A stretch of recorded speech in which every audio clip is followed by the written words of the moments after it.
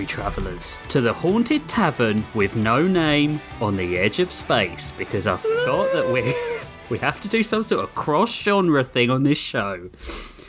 We really fucked up with that. Come in, you're late for your shift. Pour the following 3 drinks. An orc's sweat taint squeezed into a glass. A virgin blood tequila and an English breakfast tea. Because it's time for Bros Before Pros. I don't know which of those is more disgusting. Yeah, I think the English breakfast tea might be gross. English breakfast tea. Ugh.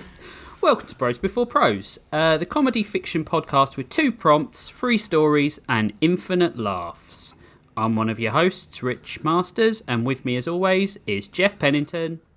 Hello. And Josh Henderson. Sup, bitches. Professional as always, lads. This week's prompts were, let's see if I get it right this time, guys. Oh, God, I hope is it I did it. Hermits and Chases? Yes. Yeah. At least that's what I wrote. I definitely sort of did those. I struggled. I don't quite know why, but I did. I'd managed to shoehorn one of them in.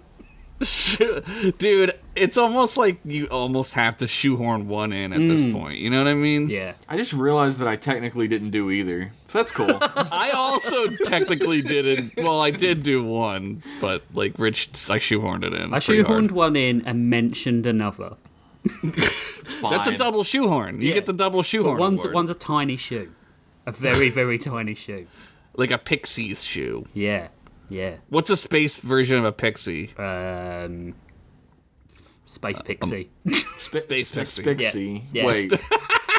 Spixie. Wait. Maybe not. Future Maybe not, Pixie. actually. a pixie. There you go. Future There you pixie. go. Exactly it. Future pixie. I mean, we could have made up any race, but sure, Spixie. Anyway. For pixie. We're changing it to for pixie. Jeff's going to go first this week. So, we're not going to waste... Wait a minute. Before we start, is this our Christmas episode? Yes. Oh, shit. Oh, merry holiday. Yeah, I hope you have a nice Christmas, because we're not recording over Christmas. We'll see you probably in between Christmas and New Year. Deal with it. Jeff, you're up. Yeah, recording on Christmas? No thanks. I'm going to be opening presents. We open them prezzies from my main man, Santa. My main man, Satan Claus. Father Christmas. Father Johann. The father... Oh, I've got to tell you a story before we start. Oh my God! You already have a story on this podcast. This is I'm going the to tell you a second story. This is a good one.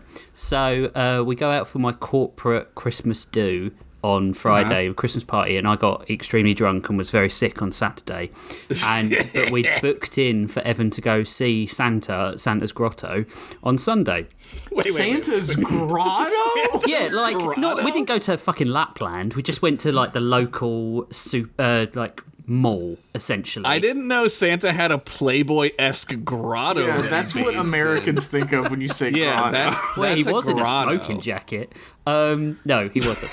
So he asks Santa, "What can I leave out for you? Because we're supposed to leave out like a carrot for the reindeer and like a mince pie for Father Christmas. It's And- Mince pie. cookies and Mince milk. It's cookies and milk Right. here. Okay. And the guy playing Father Christmas says to my son, maybe a mince pie, maybe one of Daddy's beers as a joke. And Evan looks at him dead in the eye and says, "My daddy was really sick yesterday, so he won't be drinking beer anymore." You fucking prick. Don't rat me out to Santa. Damn, kid. You're getting coal this year, Yeah, motherfucker. you're getting coal. I don't know. Do you give out coal over there, or is I mean, I'm going to do it this year. Little bastard. No more Legos for you, Evan. Yeah. So, I know he listens. there you go. That's the Hey, best can I story tell my I'm telling story today. now? Yeah, tell your story. You fuck. Off you go, Jeff. All right. This time around, my story is called Dead Man's Bluff. Whoa. Is this about cards? No. Is it about a bit of land? Everyone shut up. Is it about chases and hermits? Yeah. No. Well, technically, no. But yes. Mickey the Mac was the most dangerous, hunkiest, heart-throbbingest 22-year-old at John Adams High School. John Adams, huh? You went with John Adams? Yeah. That's the name of the high school from Boy Meets World. That's right, it is. A guy who had coasted through grade levels due to pity from school faculty and general malaise of the American public school system far more than any schoolwork he'd ever done. At this point in history, there was no maximum age for schooling, so here he still was. Tall, athletic, and with a great head of hair, slathered in nothing but the finest Dapper Dan. Ooh. Damn. You'd more than likely find Mickey hanging around the hallways during classes and trying to figure out if he'd have to pay taxes this year or not. It was never entirely clear if being a student canceled out the fact that he was enrolled in selective service or not. So he's smart, is what you're saying. The lunch bell rang out clarion clear, and he turned to peer down the hallway toward the lunchroom doors. He slid his aviators down his face and peered over them as the doors swung open, and a deluge of pretty chickens came rushing out of them down the hall. Pretty chickens. Each one plumper and more ready for him to sink his teeth into than the last. Are we talking about women or chickens? They clucked and sent feathers flying everywhere as they ran down the hall in confusion and panic. It must be time for senior pranks again. Also, there were hot girls there. Man, you had me there.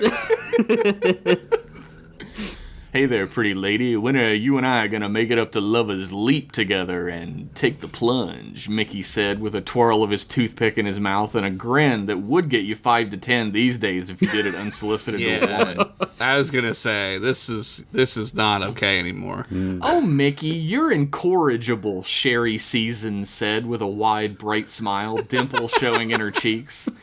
In that way people really fucking loved back then for some reason. I don't even want to try to psychoanalyze that. She walked up to him and leaned against the locker next to him, holding her books packed neatly together with a bow in front of her. That's not an answer, eh? Mickey said with another somehow even wryer grin at her. He flicked out a pocket knife and held it up in the air, giving it a quick flick out, when his wrist was caught in midair. You brought a knife to school, Mickey Fine, Principal Butt Savage yelled out. Mickey Fine. Move over, S.E. Hinton. Principal Butt Savage yelled out, yanking Mickey's hand over towards him to get a better look at the knife. Is he for the principal from Doug? Yes. He was a middle-aged man with a paunch and a comb-over. Imagine like a Mr. Belding, but not even remotely lovable. Just ask this guy's ex-wife. Ayo! Fucking ex-wives, am I right? It's a switchblade even. This is it, the last straw I was looking for. I'm gonna ship you off to military school for this one. What? Cool it, Pops. It ain't the last nothing, Mickey said with a cool attitude that only the greasiest greaser could pull off. Note to editor, cut this line if it turns out to be a slur. I don't think it is. I think you're good. Yeah, I think Mickey you're right. yanked his hand away from the principal and flicked the end of the switchblade out, revealing a fine-tooth comb, which he smugly slipped through his gooey-ass raven locks. Dude. We got a problem now. No. But I'm watching you, mister. You better watch your back, Principal Butt Savage stammered out, huffing and puffing as he waddled away down the hallway with all the bravado and gusto of a poorly drawn Donald Duck. This character will never, ever return in a story, so feel free to forget I bothered to write this part. What? It's nice That seems like a misdirect to me. It's nice to have our responsibility taken away instantly. Yeah. Wow, Have to Mickey, think about him. that was a close one, Sherry said with an audible horniness in her voice, just like everyone did when they were dealing with Mickey. Yeah. I think I'll take you up on that trip to Lover's Lane or whatever you called it earlier. I'm not scrolling up. Lover's Leap. All right. right, Mickey said with a grin and a flick of his comb through his hair again. I bet he wants to take her to Butt Savage. Oh, Savage that butt. you really are the coolest, Mickey! Sherry yelled out, and everyone in the hallway turned to look at her with a confused, silent look. Right, guys? Let's all hear it for Mickey!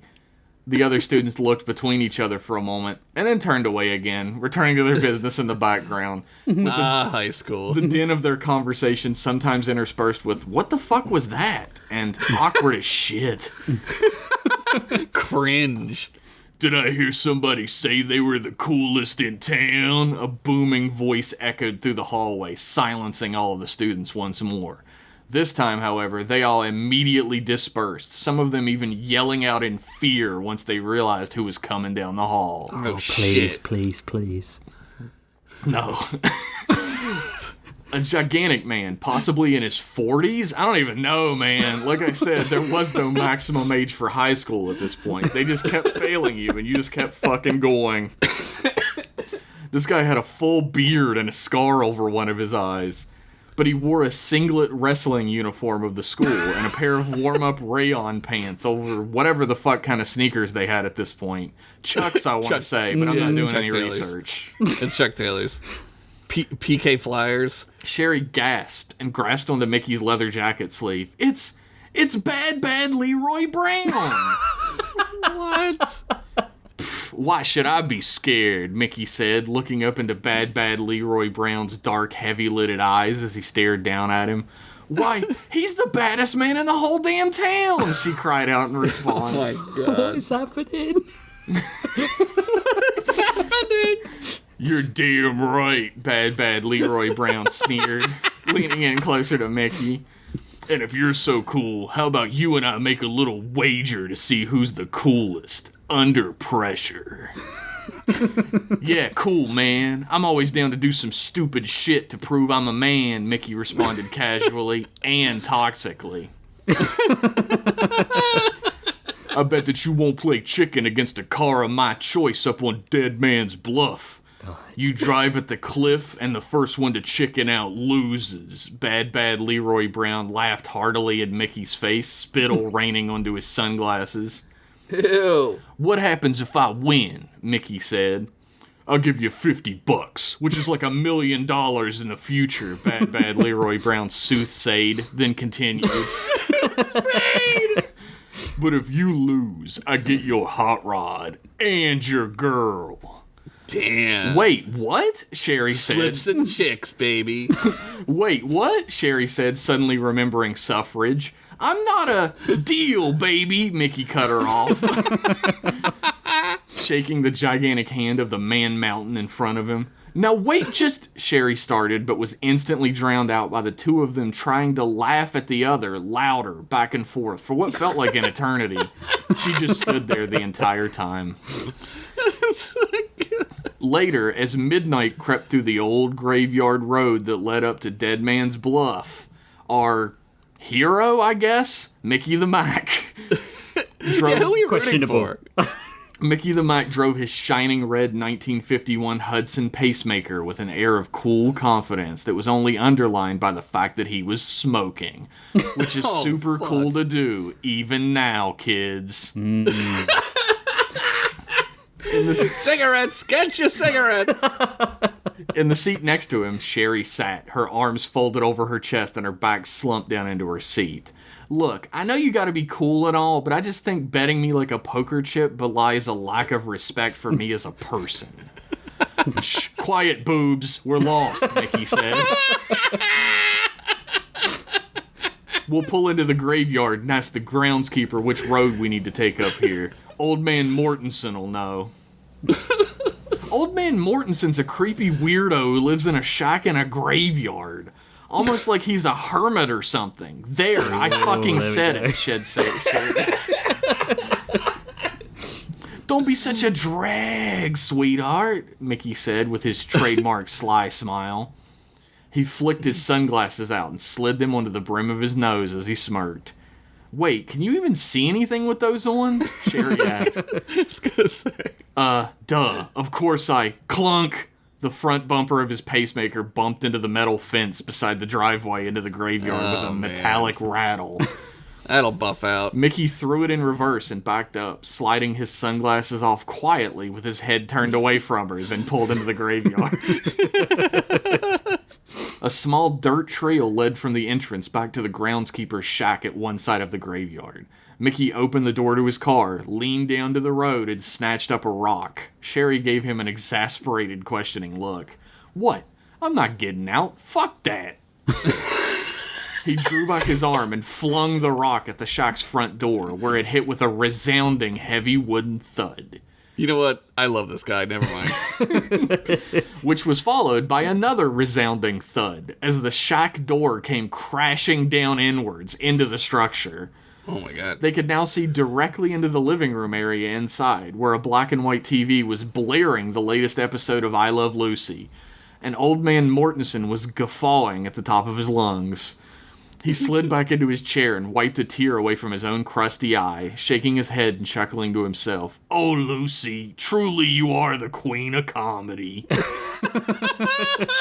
The old man turned his head to peer out the door, his entire demeanor shifting 180 degrees to a squinty-eyed, creepy old hateful man, who leapt up and ran out the now open door, over his actual door, which was now face down in his living room, into the cold night air, wearing only a pair of red long johns and a lumberjack hat with the flaps. You know the one I fucking mean. I don't remember the name.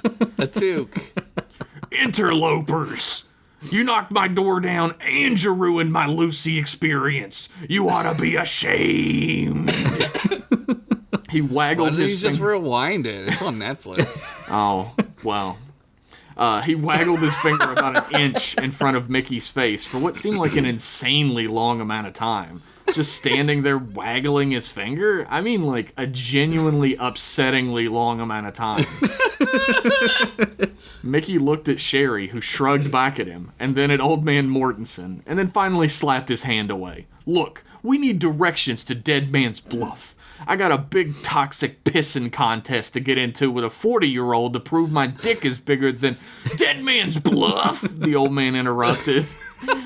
Taken aback with a wide, terrified eyes. Ye best not be going up there tonight, not if ye value your very lives. Why is he saying ye? Why is he talking like a pirate now? Sherry asked. But the old man continued on without missing a beat. 10 years ago, on this very night, a young man took part in a game of chicken up on Dead Man's Bluff and hurtled off the side of the cliff to his very doom. They called him Maniac McPherson. Name changed due to copyright strike from the offices of Jerry Spinelli. Dude, Maniac McGee is an amazing book. And he lived up to it, too. They say every year since then, on this very night, he returns to challenge anyone who is foolish enough to accept. On this very night. Can we get directions, please? Mickey pleaded. Oh, yeah, sure. It's the second right up ahead. It ain't got no signs, so make sure your brights is on. Straight up after that, about a mile, you can't miss it, said Old Man Mortensen. Stop saying ye. Stop saying ye. All right, goodbye, said Mickey as he revved his engine and tore out like a sweet-ass donut directly on the dude's front lawn, and then burned rubber back down the road out of the graveyard. Old Man Mortensen waved after them politely for a moment before... Wait, shit! The old man screamed out a minute later. Later still, Mickey and Sherry pulled up to Dead Man's Bluff in his sweet-ass cherry red fuck machine. The two of them staring silently for a moment up the long, twisting road that led up, up, up into the distance, and then unceremoniously dropped at its end over a cliff. Maybe a bridge was meant to be built there at some point. Maybe this is just a really cool visual part of the story and you shouldn't worry about real-world logistics of it and just shut the fuck up and listen. Fucking thank you. Either Jesus. way, it was an intimidating sight. "You're not really gonna do this, are you?" Sherry asked sheepishly. "Of course I am. I gotta prove I'm a man, and I'm the coolest, or whatever the stakes of this were," Mickey said with another sly smile. A moment of silence passed. "You must have a really small dick, huh?" Sherry asked flatly. "Yep," Mickey said just as flatly. At least he's coming to terms with it. Just then, a set of high beams broke the darkness on one side of them, turning up the road behind them and coming closer. Sliding up next to Mickey's prize red pacemaker, like a shark slowly cresting the water, was a deluxe 1941 Ford street rod in pure black with chrome trim.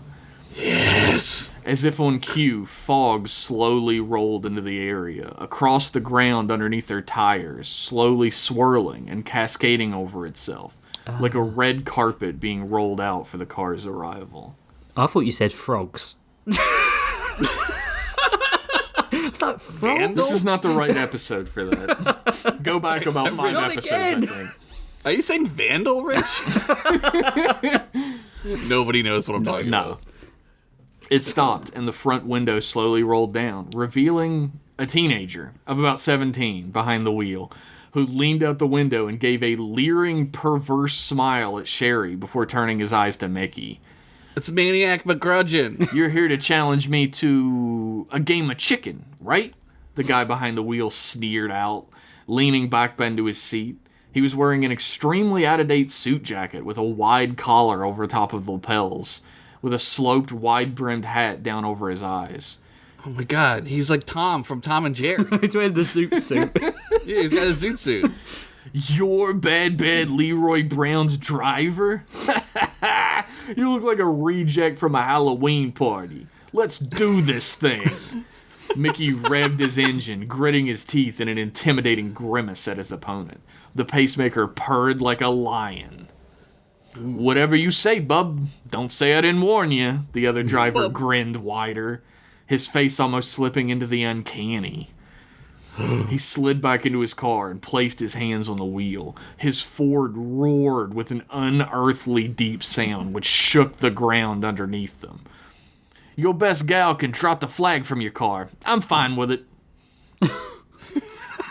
I'm glad he's fine with it. Mickey dug into his pocket and pulled out a white handkerchief, the same one that everyone at this time had for some reason, and would continue to carry around with them for their entire old-ass boomer lives. Disgusting. They fucking blowing snot into that shit and putting it back in your fucking Disgusting. pocket. Absolutely. He handed it over to Sherry. "Drop this and then we punch it. Get ready." He turned his eyes straight forward and revved the engine further. Sherry looked at him in terror, and then slowly turned her eyes over to the car next to them. The driver had almost completely rolled his window up and blotted out of her view of him, when he thrust his face back at the car window, cackling out an inhuman laugh as the skin peeled away from his face, and revealed a crushed skull beneath it, glowing a disgusting pallid green. It Ghost Rider. Sherry screamed and immediately dropped the handkerchief by accident, the sound of both cars backfiring and shooting off like rockets in the night, muffling out her horrified cries. She turned her body to grasp at Mickey's jacket sleeve, yanking and tugging to try to get his attention, but he threw her off angrily, grasping even harder at the wheel as he swung the wide load of the pacemaker up the cliffside road, back and forth on its winding path, the screeching and metal of tires filling up the once silent night. She flung back against the door, which almost gave way and partially opened under the strain of a turn, after her body struck it, her legs almost dangling out over the road for a moment before she slammed it back in place. Her wide, shaking eyes catching sight of the car next to them in the dim moonlight, though it was no longer needed to see it. The car was alight with incandescent green flames, which tore at its surface like a ship entering an atmosphere, yanking metal and chrome off of it and sending it spiraling away back down the trail behind them. The windows shattered, the front crumpled in on itself, but still the car continued to speed at just the same velocity as Mickey's. And with the now flaking, shattered front window, Sherry could see the hateful, burning gaze of liquidizing eyeballs inside of broken bone sockets. Oh my god. Teeth flying out of barely skinned lips and bones breaking into themselves. The entire while, the horrific visuals flowing into her consciousness, accompanied by the mad, howling laugh of the very being experiencing them in front of her. The ghastly driver whipped his head around and screamed out words that were loud and piercing enough for Sherry to hear over the cacophony of motors and wheels. "Don't you know why they named it Dead Man's Bluff?" Oh god. The edge in front of them was coming up so fast that there wasn't even enough time to think. Sherry latched her hands into the door handle once more and threw it outwards with all of her strength, her body bashing against it and then flying out into the cold night's air. Aloft on the wind for a moment as both cars flew side by side over the edge of the cliff and past sight, into the darkness of the void below it, beyond what could be seen. Oh no, not Sherry's childbearing hips. Shit. How will she prove her worth to society if she doesn't reproduce? This is true. Sherry landed with a heavy thud on concrete, rolled only once despite the velocity she'd been traveling, and then lay still for a moment in the grass next to the path. She tried as hard as she could to breathe, but no breath came to her for a moment, until a sputtering, wheezing cough escaped her lips, and then another, her chest heaving from every new breath, and her hands grasping at the grass below for a grip. She pushed herself up finally, and peered around in the darkness. The moon above, tinged red as it was, still light enough to see that she was only 5 feet from the edge of the cliff. Yikes! She let out a loud, wheezing scream, backing away from it frantically. The night was silent for a moment after. "Hey, are you alright?" A deep voice broke the silence. Sherry whipping her head around to see Bad Leroy Brown? He was standing at the edge of the trail, a beat-up old Studebaker parked behind him with a scrawny little worker from the local repair shop sitting behind the wheel. She sputtered out, looking back over the cliff edge just above her. She realized in that moment a cold, hard truth that very few people ever experience. A thought that feels like a vice grip placed on your whole world to keep it from shattering into pieces. She could never tell anyone what had happened here. What? Not only was it absolutely unbelievable, but she was a woman during this time period. So she would definitely be diagnosed with insane wandering womb syndrome or some shit. Yeah. And be put in a mental institution for all of time and existence. Yeah, if she was lucky. They were lobotomizing people like crazy back then. Hysteria. Mickey left me here. Can I get a ride home? She asked with a small sheepish smile, tears at the edge of her eyes. Bad Leroy Brown and his driver exchanged glances for a moment. Then he shrugged, opening up the backside door for her. "Yeah, sure, hop in." She scurried as fast as she could into the car and leaned into the back seat for any sort of comfort she could find. Bad Leroy Brown slid his coat off and handed it to her, giving her a small comforting smile as he did. She didn't know he was such a nice Leroy Brown after all. Oh my god. She bundled up into the coat, and they all got into the car and slowly began to pull down the hill back away from the cliff. You don't mind if we do a quick little errand before we head back, right?" Bad Leroy Brown asked, looking over the back of the seat at her as the driver drove around the corner towards the road out of Dead Man's Bluff. "Oh, no, it's fine," she managed to hoarsely whisper, silent tears rolling down her cheeks. He smiled at her and then chuckled, sitting back in his seat. "Yeah, shouldn't take too long. We just gotta do this quick race with this idiot who says he's the best driver in town. Challenged us to a game of chicken as soon as we pulled in here." The end. Oh my god! That's good. P.S. This Damn. story was set in the 1950s, in case that wasn't excruciatingly clear. Was it though, Jeff? Questionable. I think when they sung Grease Lightning in the middle in the intermission, that was pretty obvious. Grease lightning! Dude. Yo, this was like a fucking heavy metal Yeah. like this needs to be animated. Yeah. Like I kept picturing heavy metal or like that Pearl Jam video for Evolution where it's just yeah. all this crazy fucking visual. Dude, so good. Thank you.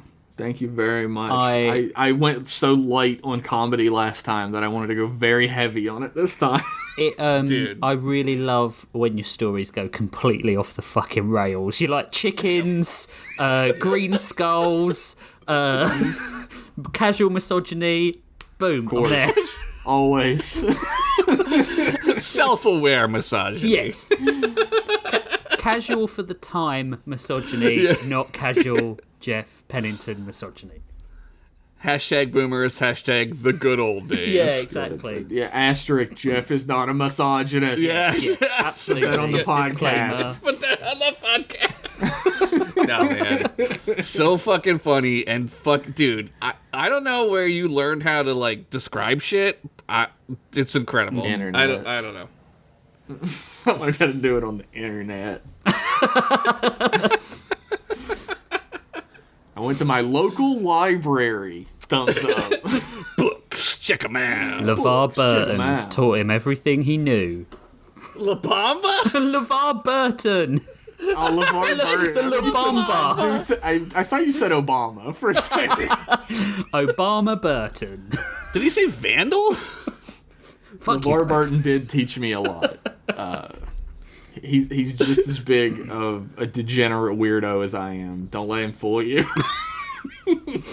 Big into La Bamba, too. I love that guy. I would never say that. Rest in peace. I like your occasional one-off Twilight Zone-y type stories.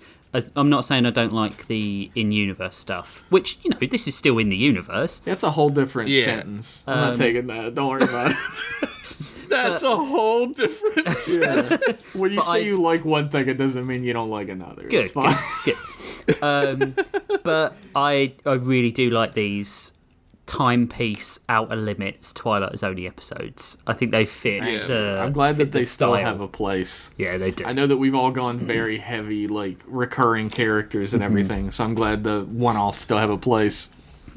Yeah, one-offs are back in style again. I brought them wanna write back. a one-off. They're back, baby. And that's No, why I I'll agree with- forever be out of style. Well, you keep wearing that fucking zoot suit while we record. I, mean- don't know what that's. I've got no other clothes. I'm like Batman. I open the closet and it's just zoot suits. Just 75 zoot suits in a row. Same color. They're all yellow with white pinstripes for some reason. Yellow's coming back, boys. Trust me. It's like a rainbow took a money shot in my wardrobe. Oh my god. If rainbows jizz, do they jizz yellow? That's disgusting. They're just all the colours. Oh, fuck. I would like to asterisk my whole story with the fact that none of these characters will ever return. No! Well, they're all dead, right? Except for maybe, what's his name? The groundskeeper. Oh, the principal Butt Savage? No, the groundskeeper Oh, guy. Old Man Mortensen. Mortensen, yeah. The pirate. No one will ever return. Dude, that's so fucking funny when, like, he's like, wait a minute. I fucking love that shit. These ladies sent those kids to their death. Whatever. Also, if they broke his door. Lucy's still on, so. Sounds like what a boomer would do, really. Look, if you're not smart enough to survive Dead Man's Bluff, I can't help you. Yeah. So I name's think in it the should be title. up on the scoreboard that my story had no chases and no actual hermits. I disagree. No, that counts. I disagree. There was a chase for a woman.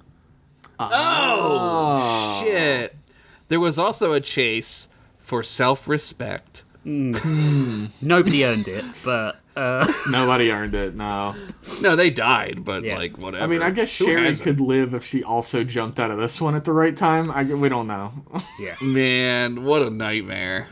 they're Somebody chasing would the pick her dream. up afterwards and be like, oh, I gotta do this real quick race first. So Sherry was Diane Lane, right? Because that's who I'm picturing. I could see that. I was I don't know who I was picturing, but like I wanted it to be obvious that this was not a relationship that you would want to see fulfilled. No. That's all that happened back in the 50s, because like people didn't know about other towns. Yeah. That's true. So they were like, there's women in other places? Nah, I gotta marry this person I went to high school with. It was meant to be. There were only 6 women in our town, boys, so... And 1 horse. Oh, Jesus. I mean, I know who I'm taking to the prom. Mr. Ed. No, thank you guys for... Mrs. Ed. Ah, okay. Wink. Thank you, boys, for enjoying my story, though. I appreciate It it. was amazing. Always. Now I gotta follow you two idiots. Yeah. Jesus Christ. You're going last. Last is the best place to be. Last is the worst one to I do like to go first. I really Me do. too. I like to go last. I like to get real horned up on your stories and then give my story the extra performance it needs. That's a good way to look at Yeah. it. I get jazzed. I like to get mine out of the way first so my voice isn't hoarse as a motherfucker from laughing for 2 Yeah, mine stories is already straight. pretty bad. Somebody draw Rich saying, I get jazzed in his zoot suit with his jazz hands out. While I'm smoking a really long cigarette out of one of those sort of holders. The cigarette holders? Yeah. I need to replenish my cigarette holder, so let's take a break.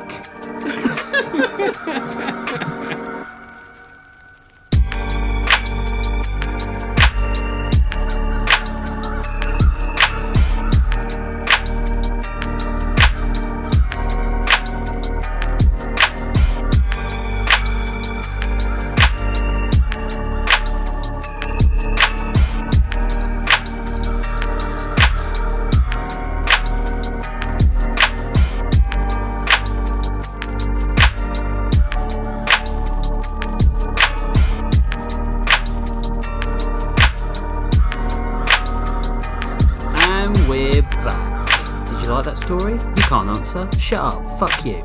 It's my turn. Damn! Holy shit! That's wild. My episode. This story in this episode. That's a great start, right? That's just a stellar fucking start. I might as well. This is gonna be good. We'll edit around this, don't worry. We don't switch your edit words. shit. That's right. My story is called The Lead Duke, the Gossamer Hermit. Wait. Why? You know what? I'm in. Let's go. Yeah. Yep. Lionel hung upside down in the cell, his feet encased in some crystalline substance. He didn't know if it was blood rushing to his head or the fact that the cell itself was lit by a pinkish purple hue from the organic crystal walls, but the room looked beautiful. Although, knowing that the Kessians secreted the crystals from their buttholes made it the beautiful you could look at, but definitely didn't want to touch, smell, or have near you in any way whatsoever. Speak for yourself, Lionel. I suppose you're wondering how I got into this mess, he said aloud. Oh my god. He said aloud. Did a record scratch? No, I was right next to you. We were having a casual discussion about sheltering from the harvesters and getting a bead on the technomancer, and then you said something, and they arrested us without trial and sent us here, Grissom said, as he hung next to his friend. Friend? Was that fair? Lionel would say that since Grissom had only threatened to garrot him with his own intestines twice today, that they were still friends. Garrot him. Grissom, I'm recording a log, Lionel sighed. Cancel log. Yes, a log, all right, Grissom growled, He means poop. letting the silence hang in between them for a full 30 seconds before explaining. I meant that what you were saying there was pure horse shit. Oh my god, I wished I'd never taught you euphemisms, Lionel muttered. Grissom stroked his manly chin with his manly fingers. You must have some idea what the Cressians said. You've mentioned that English and Cressic were vaguely similar. Not surprising, given that you're both primitives with no sense of self-preservation or morals. Although, about as statistically impossible as an honest cop that the languages would be in any way alike. Here we go. Drink up. You've been so grumpy since we left Calandra and her casino. With you giving those sledgehammer subtle appraisals, do you even wonder why they threw us in here? Yes, that's why I asked. I was curious. Grissom nodded. Well, if we're hanging around here for a while... He snorted with laughter, but stopped when Grissom shot him the "I could snap you in half and use you as a toothpick" stare. Classic. Then maybe you could tell me about your brother like you promised to. Maybe free up some of that pent-up murderous rage. Either that, or I know some really good songs from my Boy Scout days. Oh my God. My darkest fear and pain made manifest, or telling you about my brother. All right. The episode's over. That's the best joke I've made today. Grissom went back to rubbing his chin. Okay, Lionel. Okay. It was peaceful on the peak of Praetus Tor, the hilltop ring of obsidian stone reserved for settling old differences. In fact, it was so peaceful, you might have thought this was some picturesque, relaxing Eden for long walks, life-transforming vistas, and birds and bees going buck wild with each other. Did they do it together? Grissom wondered. No one had ever really finished that chat with him since his dad had left.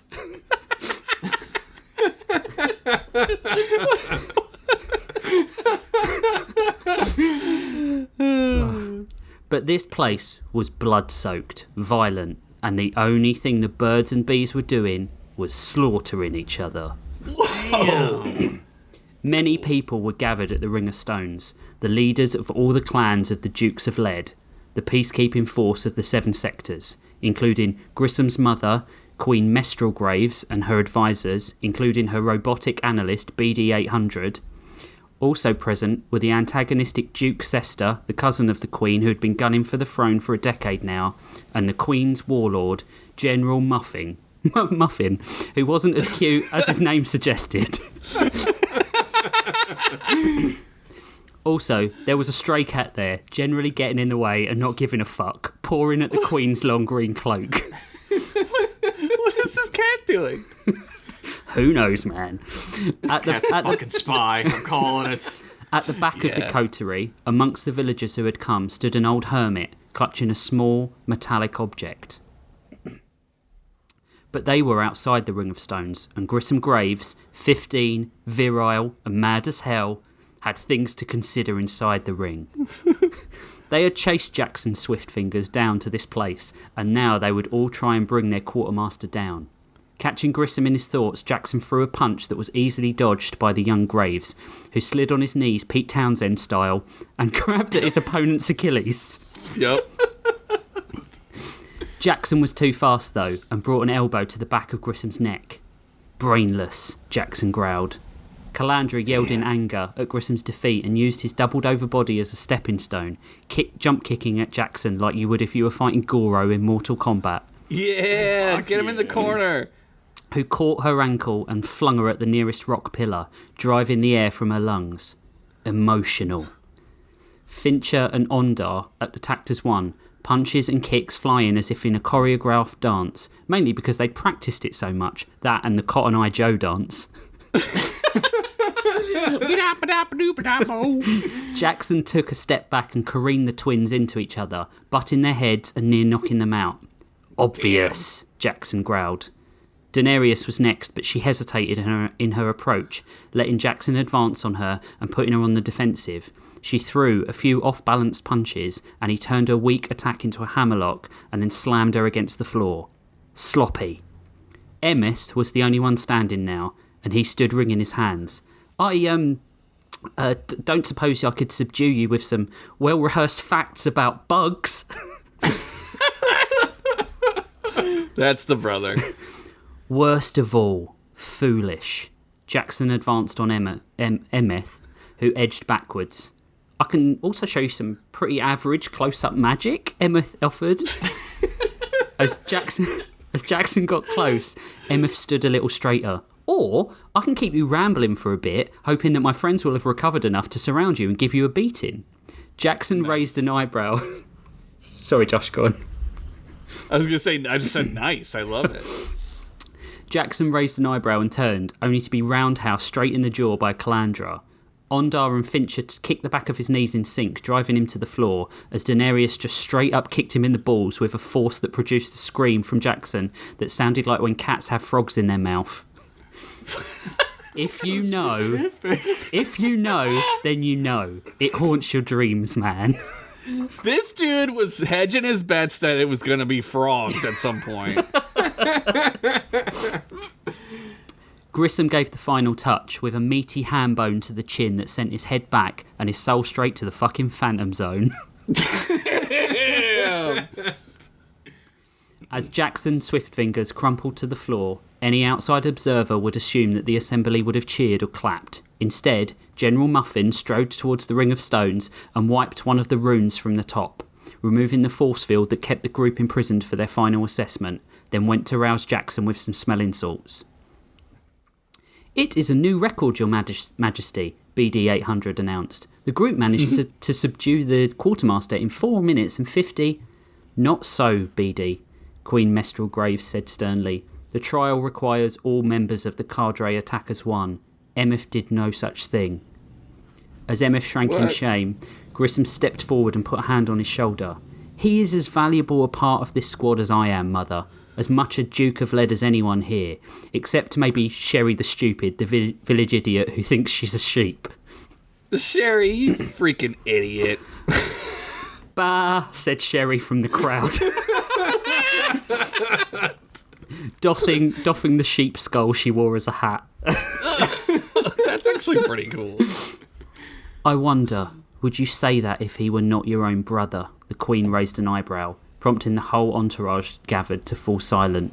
Grissom felt a rage that threatened to bubble over, enhanced by the normal, everyday rage of a blue-balled 15-year-old boy. You getting ready for that kid of yours to become 15, huh? Instead, Grissom turned and stormed away out of the circle, leaving the elders to whisper about the embarrassment they had just witnessed. Jackson Swiftfingers watched as the children followed Grissom down the tor and into the surrounding forest, all sending daggers of hatred back at their elders. "That was a mistake, my queen. These children are the best trainees I've seen in 15 years as a teacher. It's even more important we have them out in the field with our losses." The Queen held a hand up and leant in to whisper, "The decision is mine, Jackson. Just because you share my bed doesn't mean you are my equal." Ooh, when is that story happening?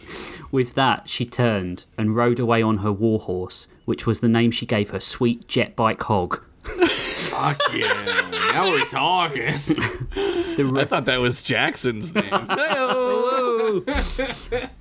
The rest of the dukes revving up and following her back to the Graves Duchy for an evening of drinking and song. BD was about to transform into a pushbike and follow them when Jackson put a hand to his chest. "BD, she's wrong. These kids are our best hope for the continuation of the Dukes." "I agree, Sir Jackson, but the Queen makes the rules. I will try and offer my wise counsel as always, which may mean buffing a few more bullet holes out of my chassis." Jackson smiled as the robot zipped away, his wheels squeaking as he rolled down the hill. Cute. He had been against the inclusion of a robot to the Queen's inner circle, but now he was the closest ally Jackson Swiftfingers had. For a second, Jackson thought he heard a cackling behind him, but when he turned, there was nobody on the tour but him. What? Grissom punched a tree and damn near broke a knuckle. Tears came to his eyes, but he blinked them away. He wasn't going to let that witch's words make a pansy out of him. It wasn't as if his favourite band had broken up, or his mother had washed his favourite black t-shirt with skulls on it and made it shrink. Nothing so disastrous. This sounds really, really like you've lived this. I was once a Duke of Lead. Dude, I know. And your mom was the queen. He just had to convince her they were ready. "It's just not fair," Calandra said at the campfire and poked it with a stick. Ondar and Fincher nodded in unison, silent as always. They were as angry as Grissom had ever seen them, and he had been around that time someone had suggested the twins were practicing kissing with each other. Yep. They had responded by nailing the boy's tongue to the school desk. Damn. That boy was that right. kind of only makes me want to see that more. Daenerys hadn't said much for a long time, but turned to Emeth and shook her head.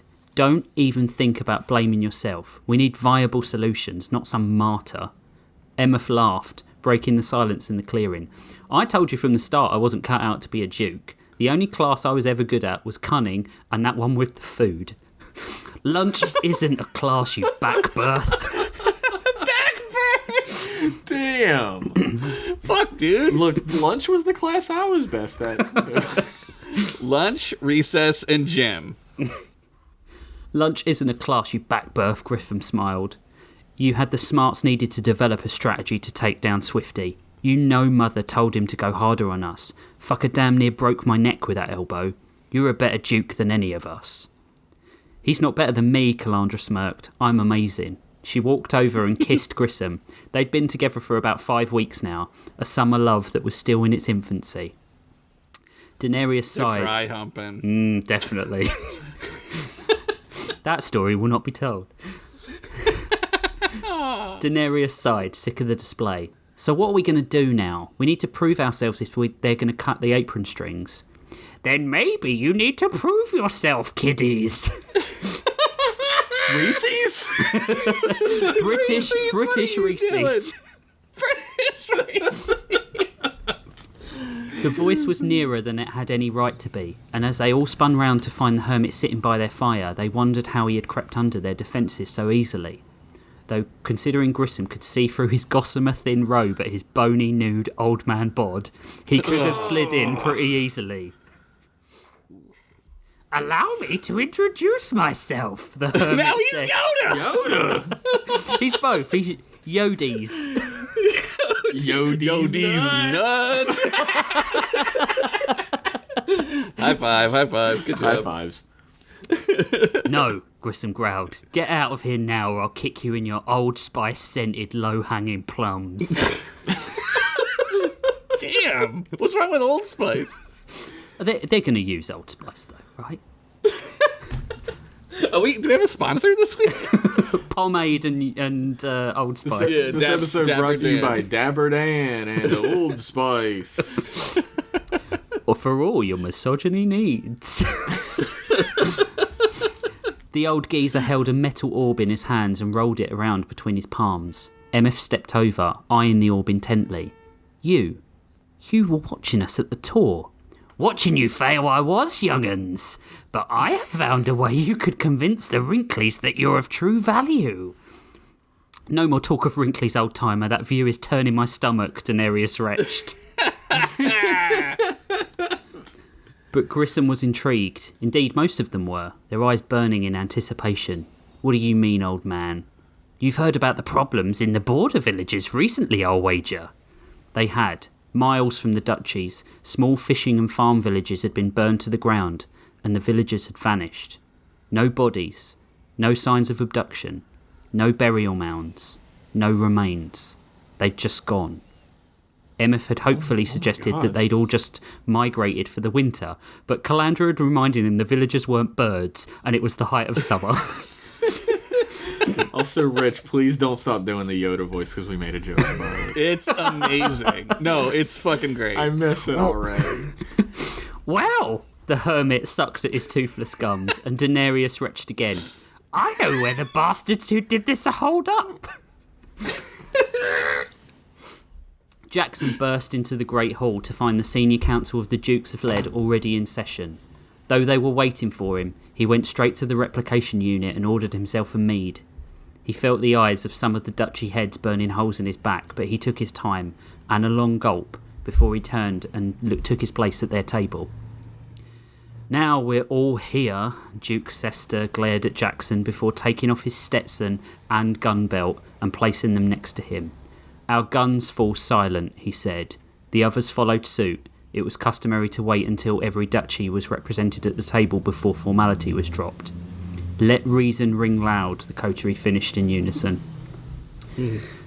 What the hell was that, Mestral? Sester turned to his cousin. Those kids deserve their place in this sect. We're losing dukes across the sectors and we need replacements.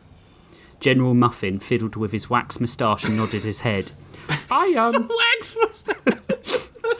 I must agree. The trainees took Jackson down in record time, and Emeth is a master strategist. Wouldn't you agree, BD?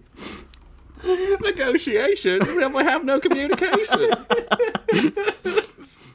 The droid clearly looked uncomfortable to be put on the spot. Technically, there was no concrete reason to fail that intake. The stats favour.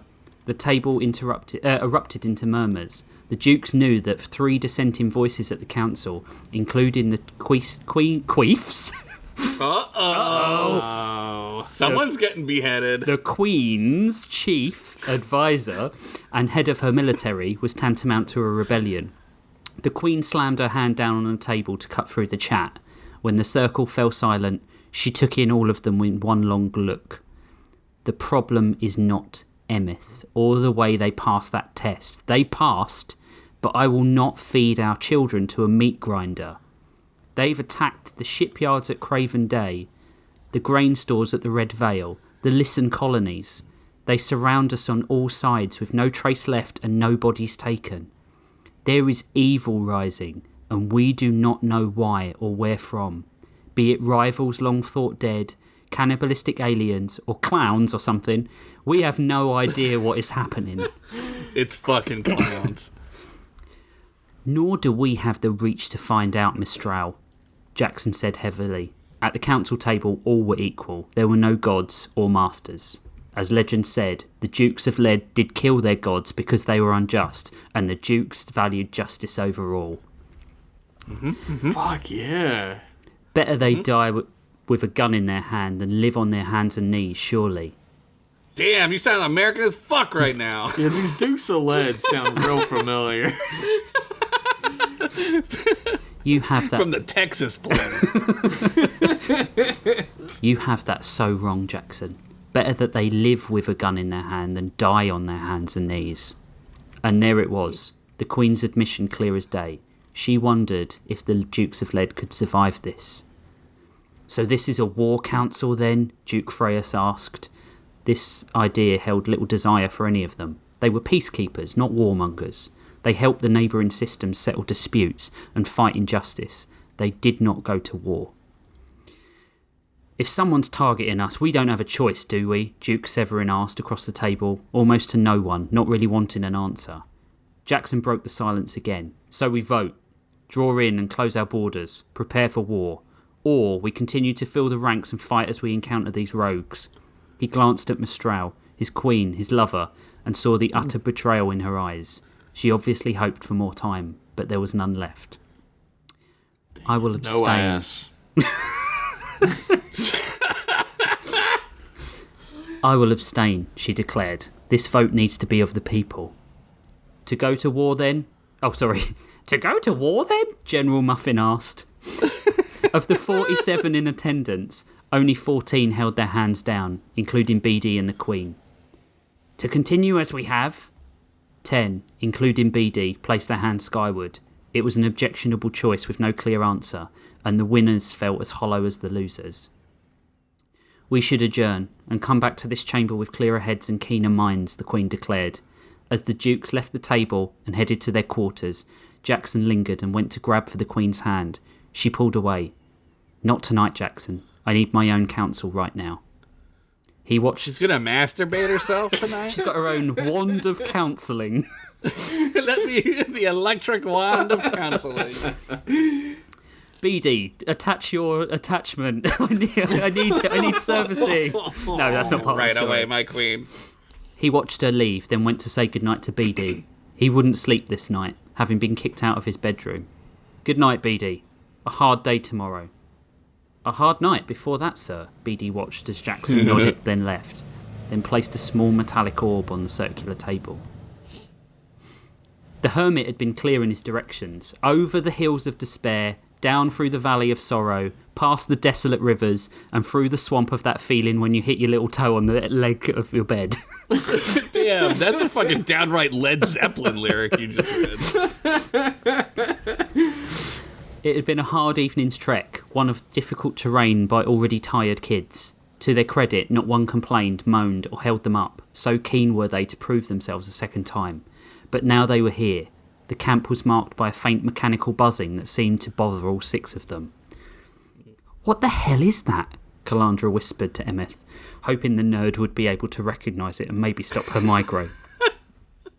Fucking dweeb. Get fucked. I naturally thought it was that quote-unquote massager you brought to a survival retreat, Emeth winked. "Hey, dweeb, girls have needs." It's true. "Quiet," Grissom hissed, and pointed to a ridge that overlooked the camp below. The twins made their way up in double time while Daenerys and Calandra were directed down and around the camp to attack from the east. Emeth and Grissom would take them head on. Well, Grissom would, and Emeth would scream like a little bitch as he carried him there. There were only 5 of them, but Grissom had never seen such fully functional machine-humanoid hybrids. They were fast. They fuck? They were fast as they packed bedrolls and cleaned camp, far more alive than machine. "True cyborgs," Emeth whispered, oddly impressed. "Creepy, right?" Grissom nudged him with an elbow. "Only to you, brother. I find this all so fascinating." Seeing the excitement in Emeth's eyes, Grissom brought him back. "Well, zip your fly back up, kid. We're going to kill those things." Damn, Grissom was like 47 years old when he was 15. "I've got both my heads straight, don't you?" Emeth stopped. The frequency of the humming changed, and Emeth held a hand up, keeping all 3 groups in place. He turned swiftly, his head darting around like a bird until he found...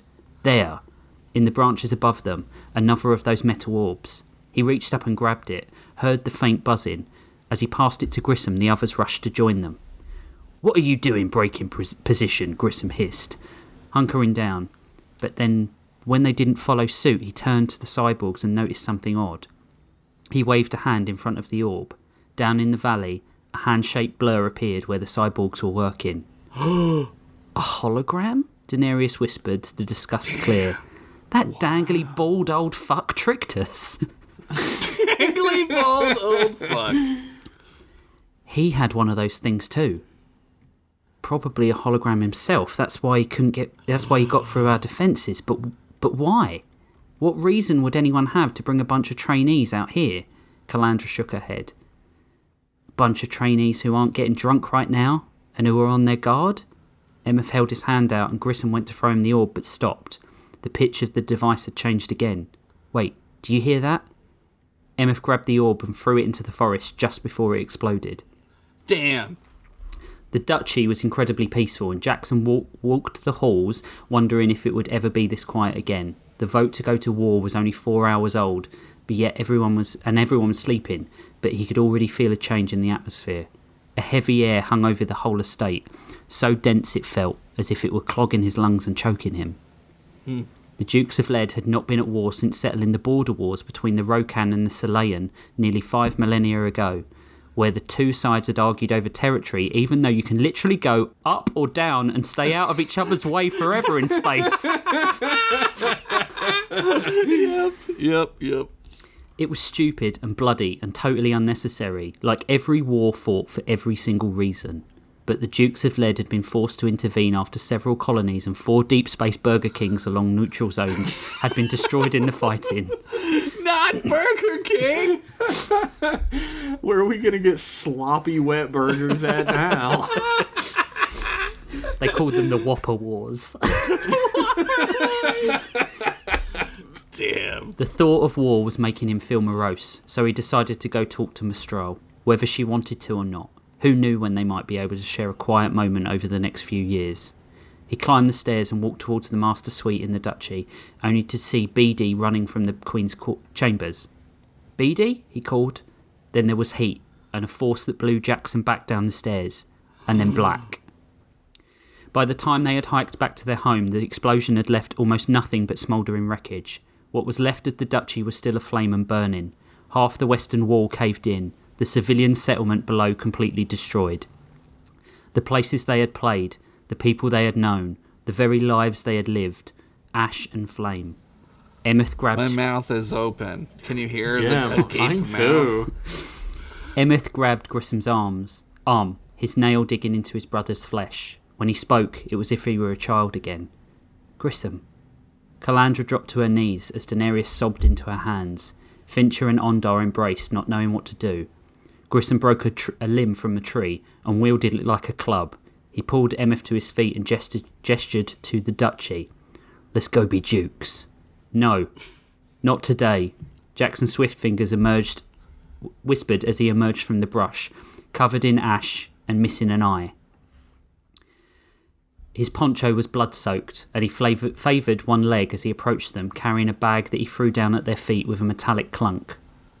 What are these? Calandra ran to embrace Jackson, along with the twins. Grissom looked at Jackson, and Emeth could tell by the look they shared that the 7 of them were the last Dukes of Leeds left. They're our graduation guns, Grissom growled, angrier than Emeth had ever seen his brother. And now we have to go, before he arrives. Jackson opened the bag and passed them each a pair of weapons emblazed with their families' coats of arms. Families that no longer existed. Who? Emeth asked, but the conversation was over. It was a 5-day hike to the stashed ship Jackson had hidden, just in case he had to leave. Grissom admired him for that, always having an escape plan. It was something he would implement in his life, especially if he had a terrible husband one day he might have to burn alive. Theoretically. Just in case. Jackson rushed them inside the ship and began takeoff prep. They were going to head to the Rim, where Jackson could finish their training. The rest of his friends were strapped in, and Grissom found himself staring out the front window at the flame-reddened sky as Jackson came back to the cockpit. He hadn't been able to take a last look out the back at the place his family had called home for the past 36 generations, the burden of being the last generation far too heavy. If you don't go take one last look, one last goodbye, you'll regret it, Jackson said, his face white, and Grissom felt he had just done the same. Leaving the cockpit and passing his friends, none of whom met his eye as they did, Grissom went down the loading ramp and looked past the forest borders at the remains of his home. There was nothing to say goodbye to, but he said a silent goodbye anyway and closed his eyes. When he opened them, Beady stood at the tree line. But it wasn't Beady anymore. He wore his mother's long green cloak, smoke-stained and tattered, with a chainmail horned helm. He was terrifying, a facade that Grissom knew would haunt him for the rest of his life. But those next to him were the ones that truly hardened his heart. Part cybernetic, part dead, were the reanimated Dukes of Lead, including Muffin and his mother, the Queen. The thing once posing as Beady grinned, a metal smirk that stabbed Grissom in the heart and nearly drowned him in sorrow. He closed his eyes quickly, the childlike fear of infancy enveloping him, fully expecting to be swarmed then and there. But when he opened them, the demons at the tree line were gone. He went back to Jackson in small steps, his face pale. Jackson flipped a switch and the ship stuttered upwards. Were they still there? Grissom turned to his quartermaster, his mouth agape in shock. Good, Jackson whispered, his face equally as pale. Now you know the face of our enemy. Don't forget it. The ship took off, leaving the horrors of the last few days and the genocide of their entire race behind them. So that's how you saved Christmas, Lionel said with a woozy smile as he hung upside down from the ceiling of his cell. Grissom gave him the old side-eye. What the hell are you talking about, boy? Lionel giggled. I'm sorry. This blood is going straight to my head. Grissom tried to swing a fist at him but couldn't reach. How are we getting out of this? Oh, Lionel hit himself in the head. Zemeldis. The crystal cuffs around their feet dissolved instantly, sending the pair crashing to the floor. Grissom licked his teeth and picked up his hat, pulling Lionel to his feet as he rose. How the hell did you do that?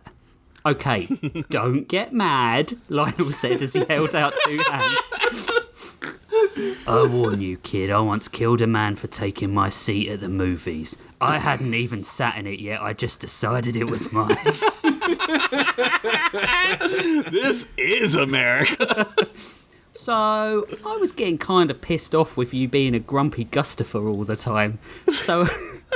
So I asked them to lock us up to give you a chance to tell me what was wrong, Lionel said. What? Oh my god. That's a brave move for someone with the muscle profile of a chicken's carcass. Grissom pulled his gun from his pocket and shot Lionel in the kneecap. Oh my god! Not a felony. Lionel's scream echoed through the prison corridors. "You shot me!" Lionel screamed as Grissom supported his diminutive friend with an arm. "Now we're even. Let's go and put you in the medical regenerator." Lionel shot him a look. "We've got a regenerator? Why didn't we use it when I had that plague that I nearly shat myself to death?" Grissom shrugged. "I didn't want to spoil you."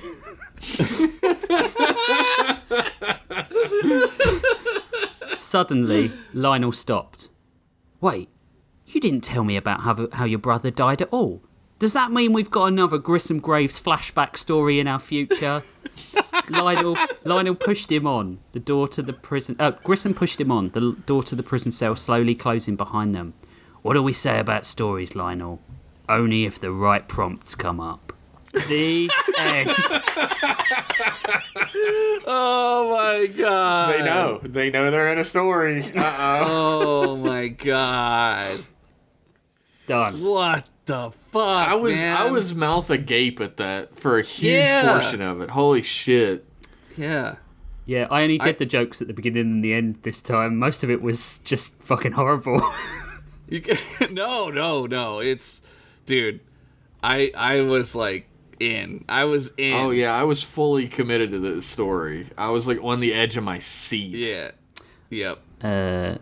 Also, I don't know if you guys realise, Who was Yoda? but there's now 2 technomancers with totally different origins. I There's did 2 notice that. technomancers? I was like, wait a second, fuck this is isn't where the happening? technomancer came from. And you'll find out soon, but not too soon. What? Yeah, I picked that up. I'm a smart cookie. I was like, wait, Now I have wait. to get. Do I have to get 2 Technomancer figures? One with the chainmail and one with the jetpack. I need to get 2 techno shots.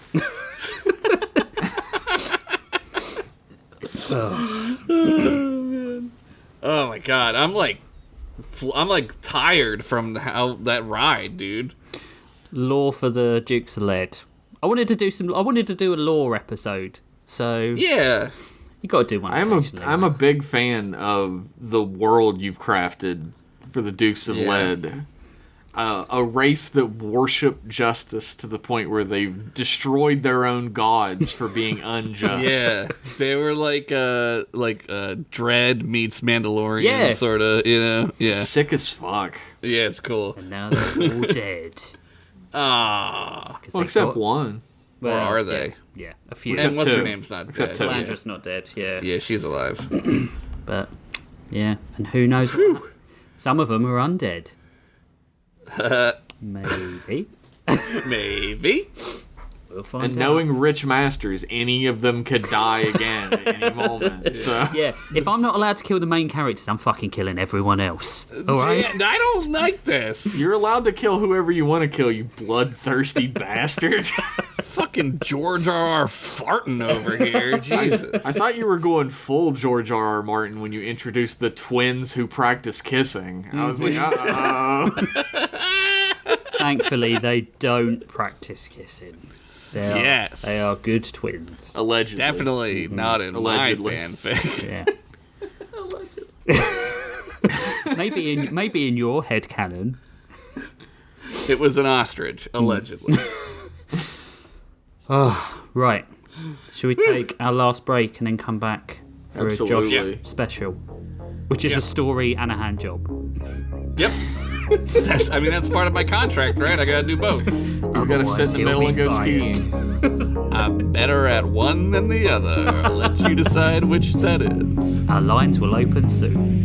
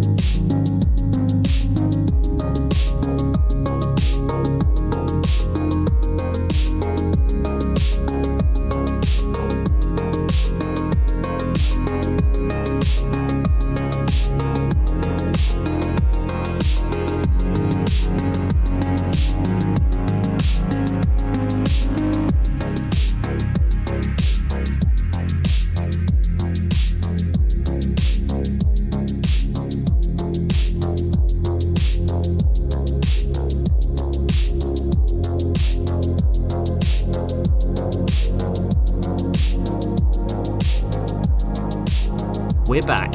A dinosaur story, maybe? We did that one already. Oh, did we? We're back. Yeah. Oh, yeah, all right. Forget it. You fucking ruined it, Rich. Yeah, Rich. No, yeah. there are very few things called We're Back in existence. It's fine. Fine. I think there's a game for that movie. Yeah, there is for the Super Nintendo. Is that This the is one terrible. where you're two little kids, you're on the back of the dinosaurs? Is that it? You know what? I don't remember. I do remember thinking it was cool that you could switch between the dinosaurs in the levels. Yo, They don't let best you do that dinosaur enough. game. Best dinosaur game. Golden Axe. Yeah, Golden Axe is the best everything game. So. Yeah. Best axe game. Best hot mage girl game. I don't know. The best game where the dude with the sword is named Axe Battler. That's so cool. It's like he was born to be this hero. It's like quarterback syndrome in America. Like if you're named like Colt McCoy, you're gonna be a quarterback, right? Chet Frostein. Yep. Football Johnson. Football Johnson. Yeah. Chad Basketball Leatherback. Jones. Basketball Jones. Osmosis Jones. Oh, my God.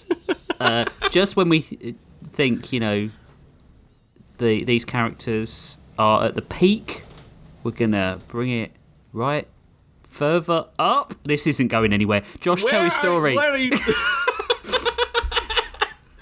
Dig up, Jeff. I mean, other Jeff. All I'm picturing is the Rich is standing in front of curtains that are opening to reveal the story, and they keep closing back every time. Back. Yep. Welcome to the lovable English stick, where we don't know what we're talking about, and you just got to say it authoritatively enough. Authoritatively. There it Whatever is. the fucking word is. Just tell your story. All right. It's a great My intro. story. 10 out of 10. My story is called Wizard Fest. Nice. Woo! A lone wolf howled at the twin moons of Daranos like a cartoon wolf howling at the twin ass cheeks of another sexy cartoon wolf in a cartoon so that you know that wolf is fuckable. The night was quiet. The dawn was approaching and the biggest day of the year in Daranos was about to begin. This shit is gonna make Druid Academy's 47th prom look like Druid Academy's 84th prom. Yeah, that prom. The one where the theme was Satan's, and instead of pig's blood being dumped on everyone, it was red sex lube. There were no survivors. I imagine that's cinnamon flavoured. Yeah, it's spicy and burns. creepy. Yes. Yeah, it's a his and hers lube. Yeah. Every year, Daranos' greatest wizards gather for a day of wizardry and wonder and competition. It's sort of like Daranos Olympics, but the years they did wrestling instead of body grease. Okay, but the years they did wrestling instead of body grease, they used, you guessed it, sex lube. And well, you get the idea. The celebration of magic and wonder is, of course, Wizard Fest! And I have Rock You Like a Hurricane should play here, so maybe I'll put that in. Here I am. Du-du, Rock du-du. you like a hurricane. That was really good. Yeah. Daranos' wizards are an elusive and mysterious lot. Some say that they're a myth. Others say that those people who say that are fucking idiots. Really, the only wizard of note, who has been missing for over 8 years, could be counted as still alive. Others probably sex-spelled themselves to death or got their donger stuck in a portal while trying to find the sex dimension. That's the only way to find it. Just stick your donger in a portal and hope for the best. So it came as a shock to everyone when Reese's the Wise himself revealed himself after this long time, and that this year's Wizard Fest was going to be one event and one event only. A no-holds-barred boner cycle / boner car race to Sephora Tower. No relation. I mean,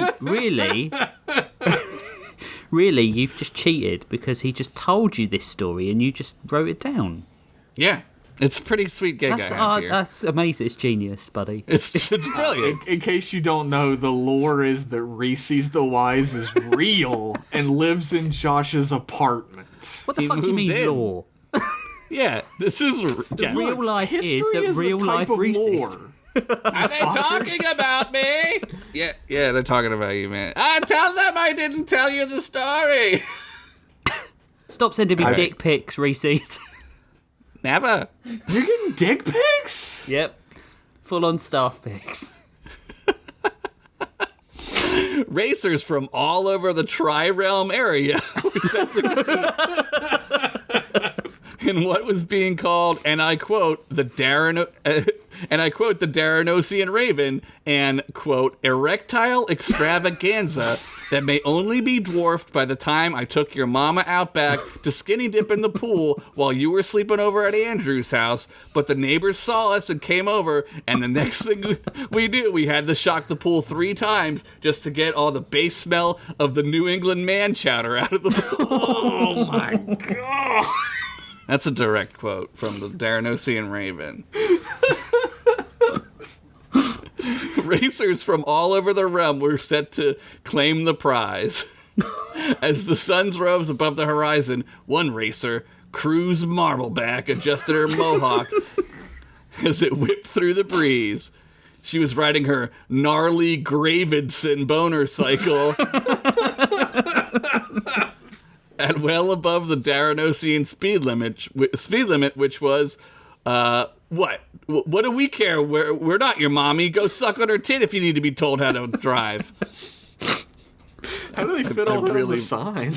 It's very small. It's in runes, so it's like quick, you know. It's like Cantonese.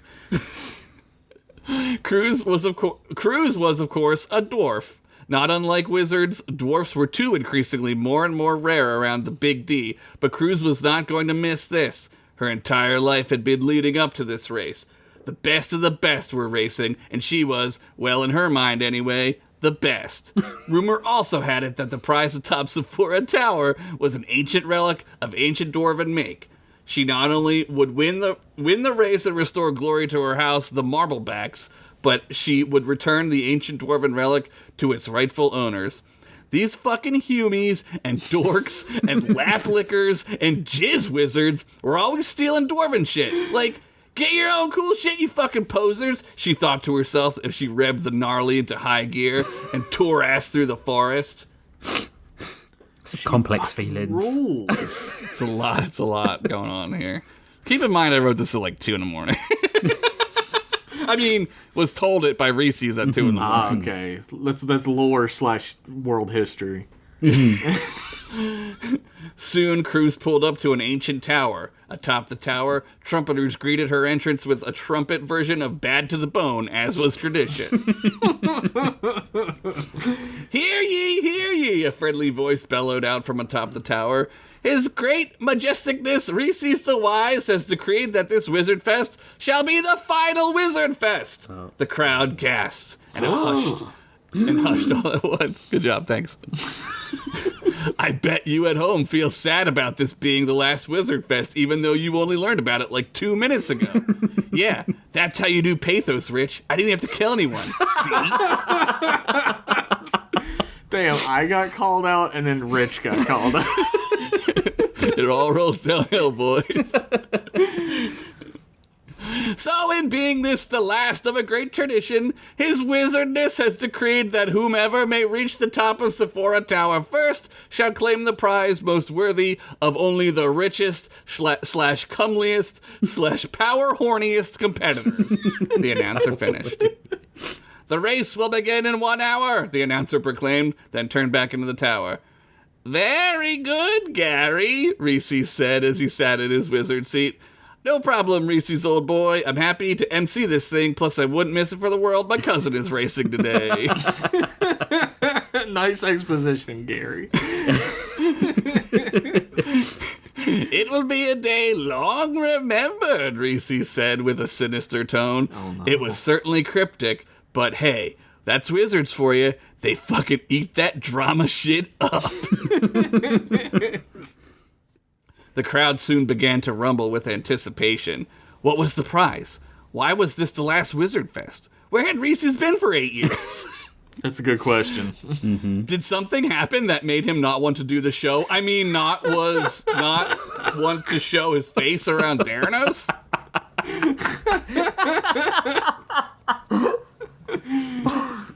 Cruz set up in a makeshift pit area and began to wash her boner cycle and check its magical engine core made of dwarven crystals. They thrummed in idle mode, their power hungering to be unleashed.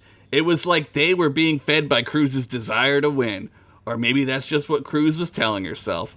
All around were racers and adventurers from all over the land. Sorry, I'm choking. There was Crump Dungle, the famous troll gravedigger. Cruz was pretty sure he'd die since, like, what the hell? What did he learn how to race in the library with his nerd books? Yeah, that guy wasn't making it to the end of this story. I think you mispronounced that name, though. What? It's Crump Dunkle, the Gravedigger. Gravedigger. Next, she saw Blight Snowvoid, a famous half-lich from the northern reaches. His mommy and daddy spoiled his ass so much, it's no surprise he was now waxing up his bonerari. His flaming rag soaping up the virgin blood wax he was applying to his already ridiculously red eyesore of a boner car. Next, Cruz saw 2 racers she did not recognize, both hooded in black with some sort of magical cloak. Each time Cruz tried to peer into the cloak to see their faces, it was like the cloak itself made her brain blank out the image. One of these racers was dressed modestly in black racing robes. What the fuck is that? While the other was dressed in said cloak but wore like a thong and leggings and that garter thing that ladies from the 40s would wear. Damn hot. Over their chest was just pasties, barely covered up huge dinner plate nipples.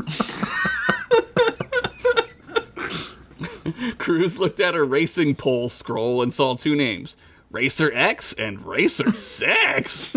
Okay, she thought.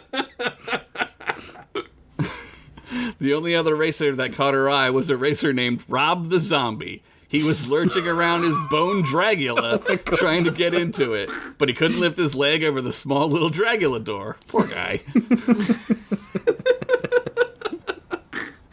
Suddenly, trumpets began to sound again, this time to the tune of Highway to the Danger Bone by Kenny Floggins. God, I don't want to get this sued. This is pure genius. I don't want to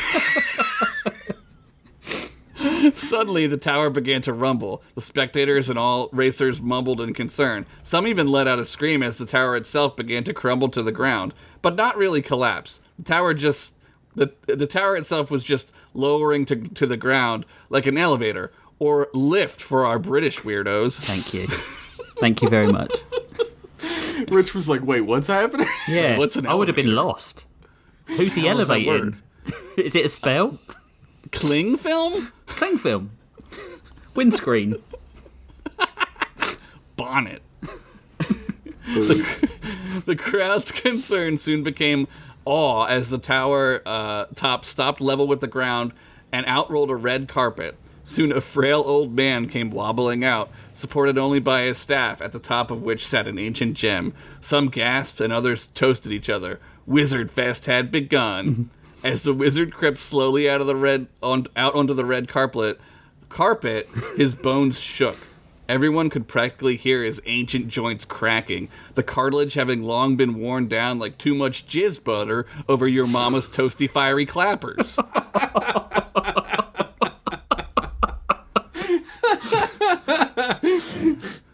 Suddenly, the wizard fell forward. The crowd gasped, but just as quickly, the wizard did a roll and righted himself, holding his arms out as if to say, "Gotcha, bitches!" The crowd and competitors cheered. It's a little, what's that book? Little Wonka-y. Yeah, Wonka, yeah. Hello, my friends, Reese's shouted. Today marks the 6,969th Wizard Fest. As he said this, firecrackers flew like missiles out of the tower and exploded into cool shapes. Like, one was a dick, and then the other one was boobs, and then there was like a kitty cat, and one that said 9/11 was an inside job? That one must have been on sale. Fire spells can't melt steel beams, right? Oh, shit. I'd like to thank Josh for bringing me back for this episode, Reese's went on. The crowd looked dumbfounded. Reese's, I told you could read the lines in the story as yourself. Now you're ad-libbing. Sorry. I'm just excited that I'm back and that I get to mooch off of, contribute to your stories in this new all-C-ball cast you're doing with Jeff and other Jeff. Okay, it's cool, Reese's. Just keep the script, please. Nobody likes this meta-ass shit. This isn't Rick and Morty, for fuck's sake. Reese's clears his throat. As I was saying, my friends, this Wizard Fest will be the last, just as it will be the last day alive for most of you. At this, the crowd again grew disquieted. But for the brave and the faithful, the prize shall be worth it. Reese's gestured with his staff, and soon a magical image of an ancient golden pyramid could be seen. Ooh, the crowd said in unison. The Shard of Tychon, Reese's said. Again, the crowd grew silent. Some probably because they don't know what the hell that was. Same. But Cruz did. Same. Same, I don't know what it is. Well, stay tuned. The shard was said to be a key through time. Holding the shard would grant its owner a gateway to any point in their lifetime to go and repair or take advantage of a time that they could change their destiny. Cruz's guess was that those racers who did know what the shard was were there for any number of reasons. Looking at Crump, she could only guess why he'd want such an artifact aside from being a dork archaeologist. Maybe he lost someone. Maybe he lost himself along the way and wanted to fix it. One thing was for certain, not everyone here was after the shard for the reasons that would be considered honorable. Let's get this motherfucking candle lit! Start your bonus! Reese's yelled.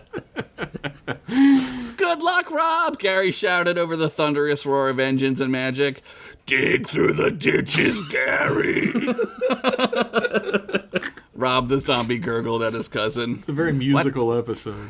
I was listening to a lot of metal when I was writing this. What I like most about this episode is the subtlety. Yeah, it's very subtle. Yeah, it's hard to pick up on some of this stuff. What? Dig through the ditches, Gary! Rob the zombie gurgled at his cousin.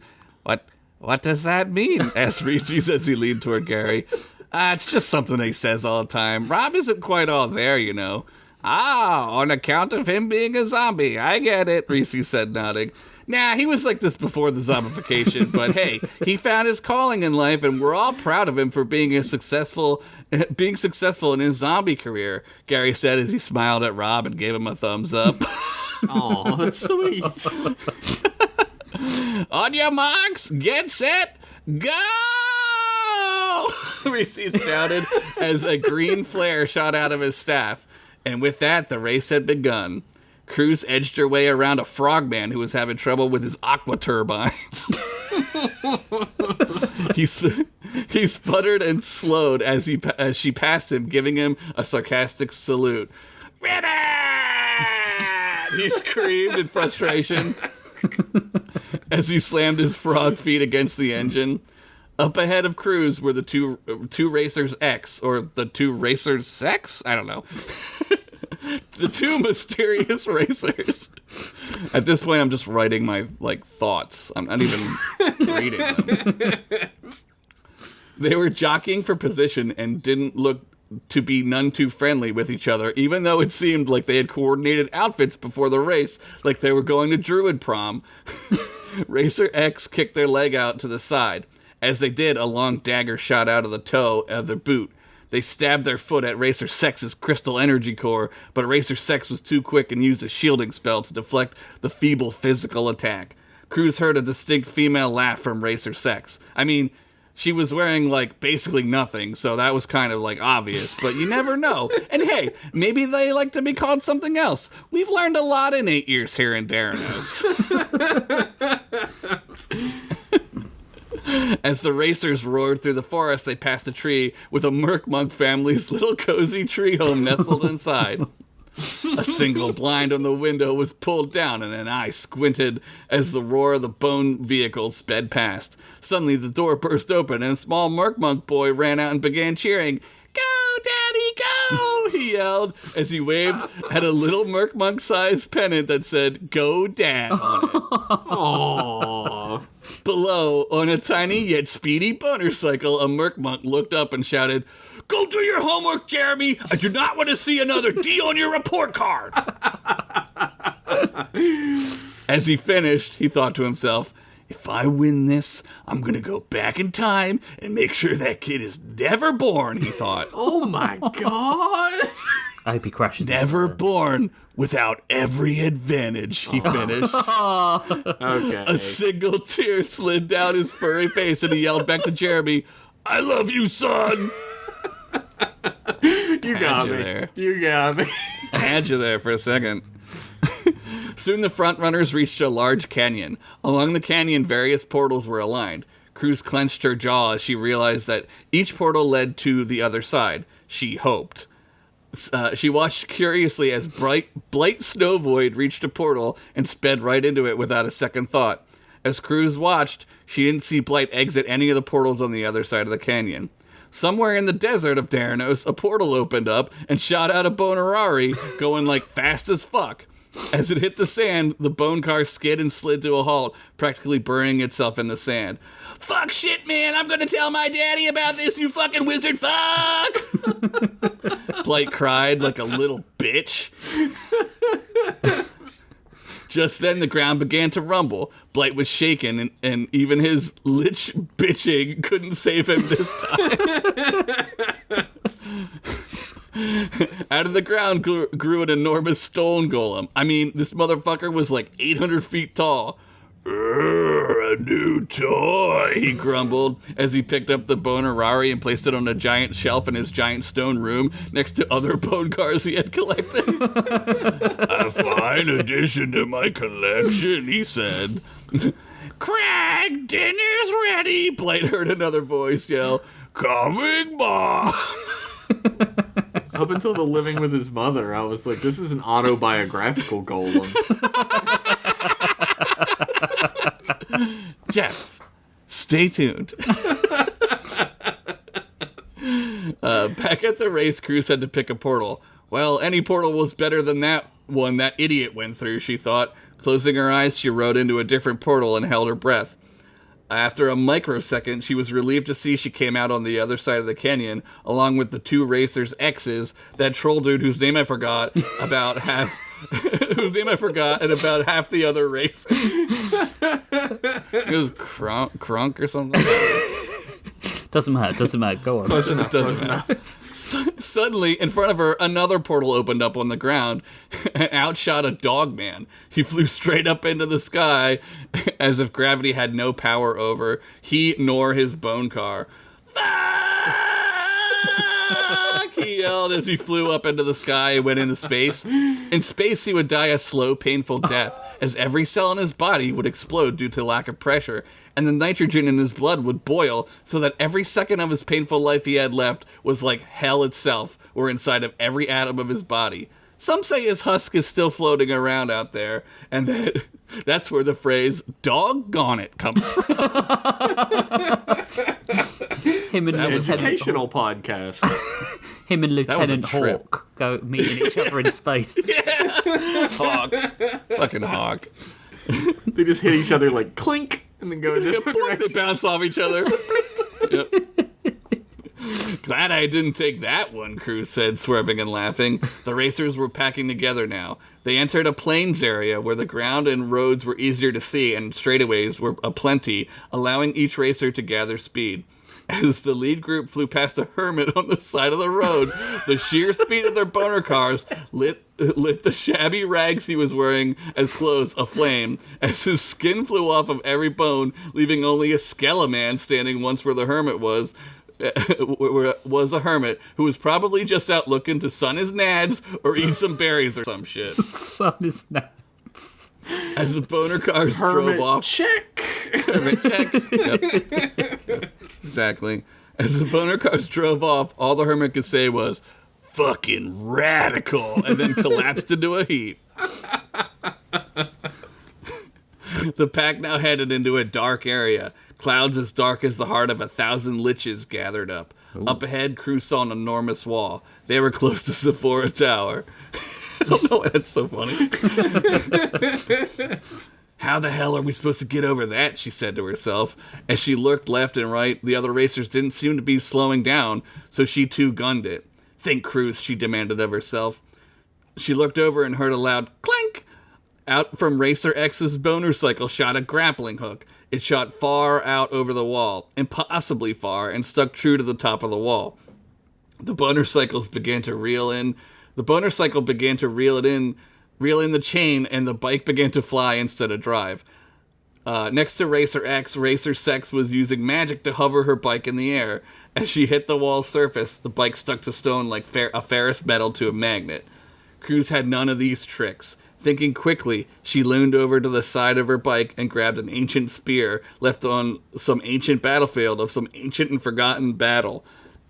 We both picked things up in our car, Jeff. Did you notice that? Holy shit. Yeah, it's weird. Same guy. And we both had hermits in our stories. We both have chases. Wow. Yeah, it's weird. Yeah, it's crazy. Rich, why didn't you have any of this? Yeah.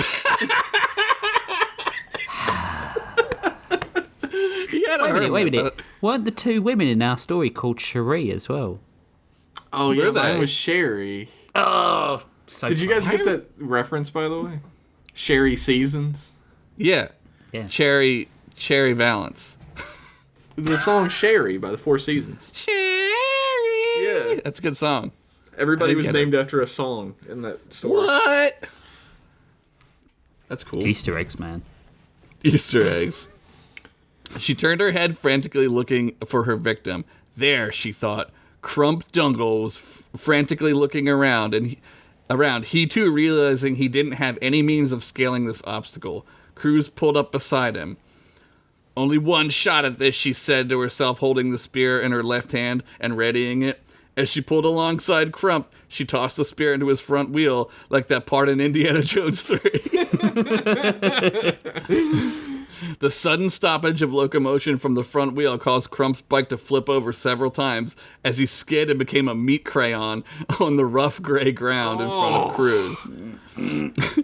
Then she pulled the sickest wheelie ever and used the wreckage of Crump's bike and broken body as a ramp to launch herself onto the wall. "Deploying spikes," she said, as a dozen of spikes shot out from her bone wheels, gripping the bike to the wall like acid jizz in Flyman's pantaloons after a raunchy hive dream. It was a three-man race to the top now. They cleared the wall, and as they reached the bottom of the tower, they saw a spirally ramp built long ago going up alongside the tower up to the tippy top. I wrote tippy top. Evocative. It's very... We know what you mean. You know what I meant. The three racers were now gunning it, leads changing often as they ascended to their destiny.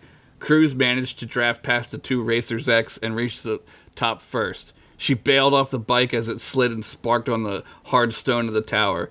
In front of her was the shard of Tychon, glowing glowing gold, red electricity sparking all around it. Cruz looked back to see how close the others were, but could only see Racer X trailing her. Cruz ran full sprint and grabbed for the shard, but just as her fingers felt the tingly electric static of the red power, she was launched backwards. She hit the ground and gasped for air, not being able to suck any in. She panicked as she writhed in pain. Racer Sex stepped out of a portal and grabbed the shard, laughing like a fucking bitch about it. Racer X stood and looked over Cruz. They knelt down They knelt down and checked to see if the dwarf was all right. "You're all right," they said calmingly again in a female-sounding voice. Racer Sex removed her magical cloaking cloak and held up the shard like it was the Stanley Cup. As she looked down at her foes, Racer X mumbled. As she looked down at her foes, As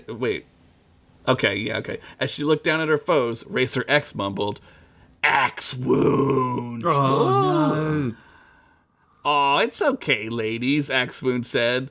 "Looks like the sexiest wins again," as she made a whipping sound against her own butt, which was kind of hot, but like, what the fuck? We weren't even talking about that, lady. You're fucking full of yourself, you know? "You're right," they said calmingly again in a female-sounding voice. I'm so tired at this point. Racer Sex removed her magical cloak and held up... I already read that, okay. Shit.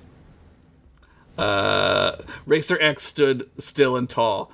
The wind whipped around her, making her cloak flutter like in a cool fucking ass anime. Hell yeah. "You didn't win," she said. "The shard belongs to the dwarves," she screamed as she launched herself toward Axewound. Axewound cackled and sent out another lightning bolt, but Racer X held up a hand and created a rune shield. Cruz sat up, catching her breath and searching for any serious injuries. Nope, just her pride. Axewound again laughed and opened a plot portal, but this time it was underneath Cruz. Cruz fell through instantly.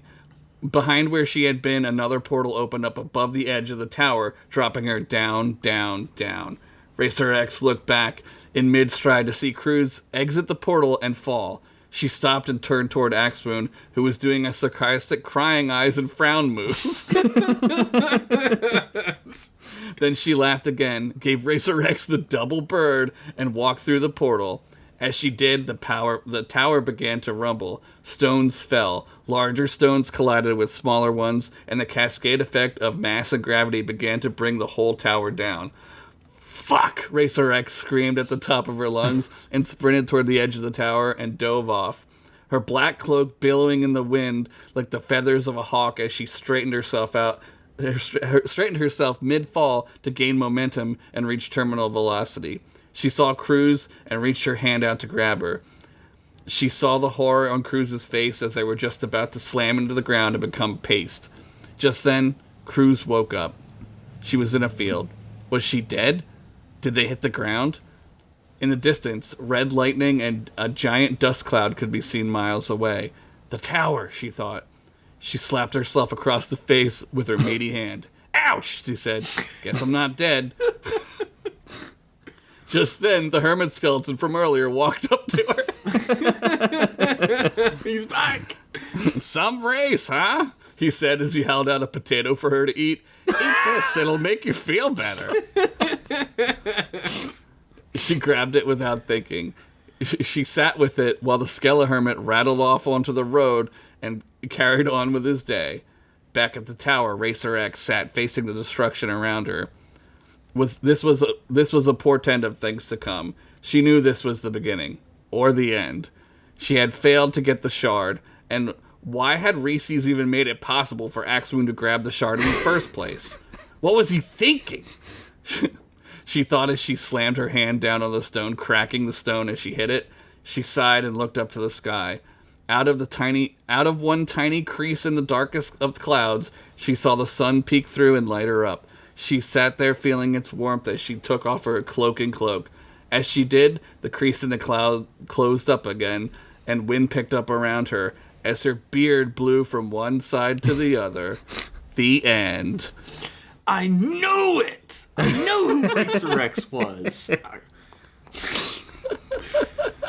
I knew it! Well, I knew it as soon as Axewound was introduced anyway. It wasn't too hard to figure out. No. Fucking radical. That was great. That was some wacky racist ass shit. Yeah, we were talking about wacky racers. And I was like, yeah, let's do wacky racers. That was fucking awesome, man. Holy shit. Also, some really, I joked and said evocative about one thing, but, There was some genuinely evocative ass descriptions in this episode. The tower I have to crashing, do it. Fucking incredible. I have to do it because you guys do it. You gotta make me, like, be better or whatever the fuck. Whatever stupid shit. We learn from one another and we grow stronger from one another. That's right. That's right. So yeah, it'll fit in with like other. I have like a whole thing. So It's coming along. Incredible. it's coming along. I didn't have a one-off. Now I want to do a one-off because Jeff brought him back. Yeah. They're back, Yeah, baby. you fucker. Damn. Motherfucker. Sounded like Grissom saying it to me too. It's fucked up. I want to pop you in the kneecap, you little bitch. No. Please. No. We're too old to get shot in the kneecaps. Yeah, it'll Never ruin our recover. lives. Yeah, there's no coming back from that. We'd at best have to use a cane, which Yeah. is cool, but Only if it had a sword in it. Yeah, and I'm full gonna Kayla forget it. Hunter, sword cane. yeah. That'd be sweet. Oh man, that was good. I don't mean that in a like, oh, I'm sad that was good, but like, I dare do you kind be of, good. I do kind of feel sad that they don't get to listen to this for like a week. Like, because Yeah. they fucking loved your last story, and I was like, oh my god, I can't wait for them to hear it. I was like They're full getting- on kid about it. They're getting pelleted now. Yeah. Everyone's coming back, or are they? Scatter shot Or- right in the or face. Is Josh about to go full Rich Masters and kill off his beloved character? I don't know. You never know. Reese's the second. Oh no. You can't replace me, boy. You know, I find it I own the strange. deed to your house. He's the one paying rent. Shit. He's the only one paying rent. I find it strange that somehow his voice sort of blends into yours when you're telling a story. It's a really strange effect. Well, you know, when you lived with someone for 5 days, that tends to happen. Start to reflect each other's behaviour. Yeah, he's really rubbing off on me. I sure am at night when you're sleeping. See, there was no break there. There was. Oh well, that's a mystery for another day. I'll have to edit it so there is. Reese's, you old bitch, what are you up to? Sunning my nads? We mean in the story. Oh, I'll tell you a story about another Jeff. I'm original, Jeff. Original flavor. I mean, don't ask him too many. Don't ask him to remember this stuff. He's got a lot of problems. He'll fucking come back. We don't need any more of him here. Just nod and smile, everyone. Yep. Really good effect for an audio medium. Nod and smile. Reese's is on Twitter now. Yeah. He is.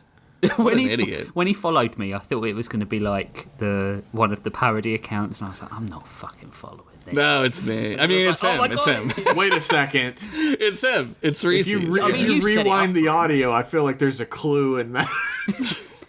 Josh set up the technology for him because he's Yeah. lost his all C-ball.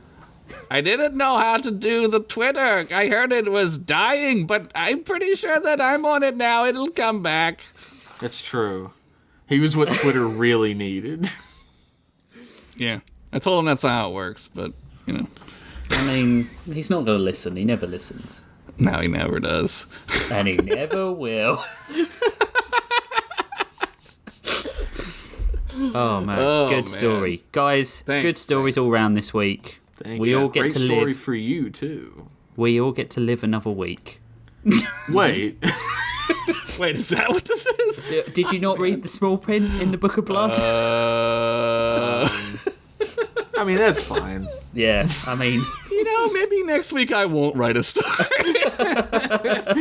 You know what? I'll flip the coin on that one. That's fine. if we don't write a story, the Russians will definitely write one for us. Yeah.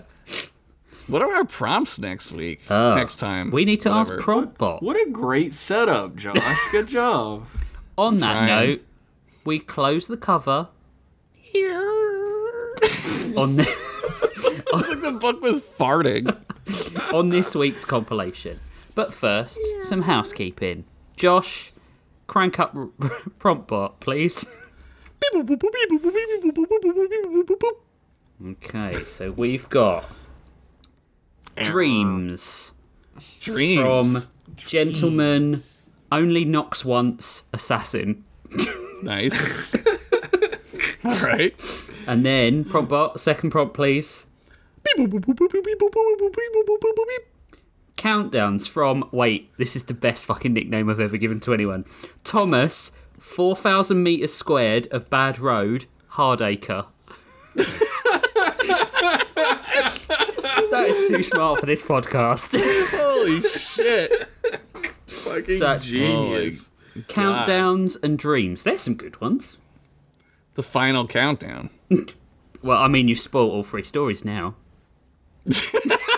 Yeah. We were all going to have that in it. Sorry. Just play the Guys. the intro, and then go on. Yep. There it is. There's your countdown. That's all we can do, legally.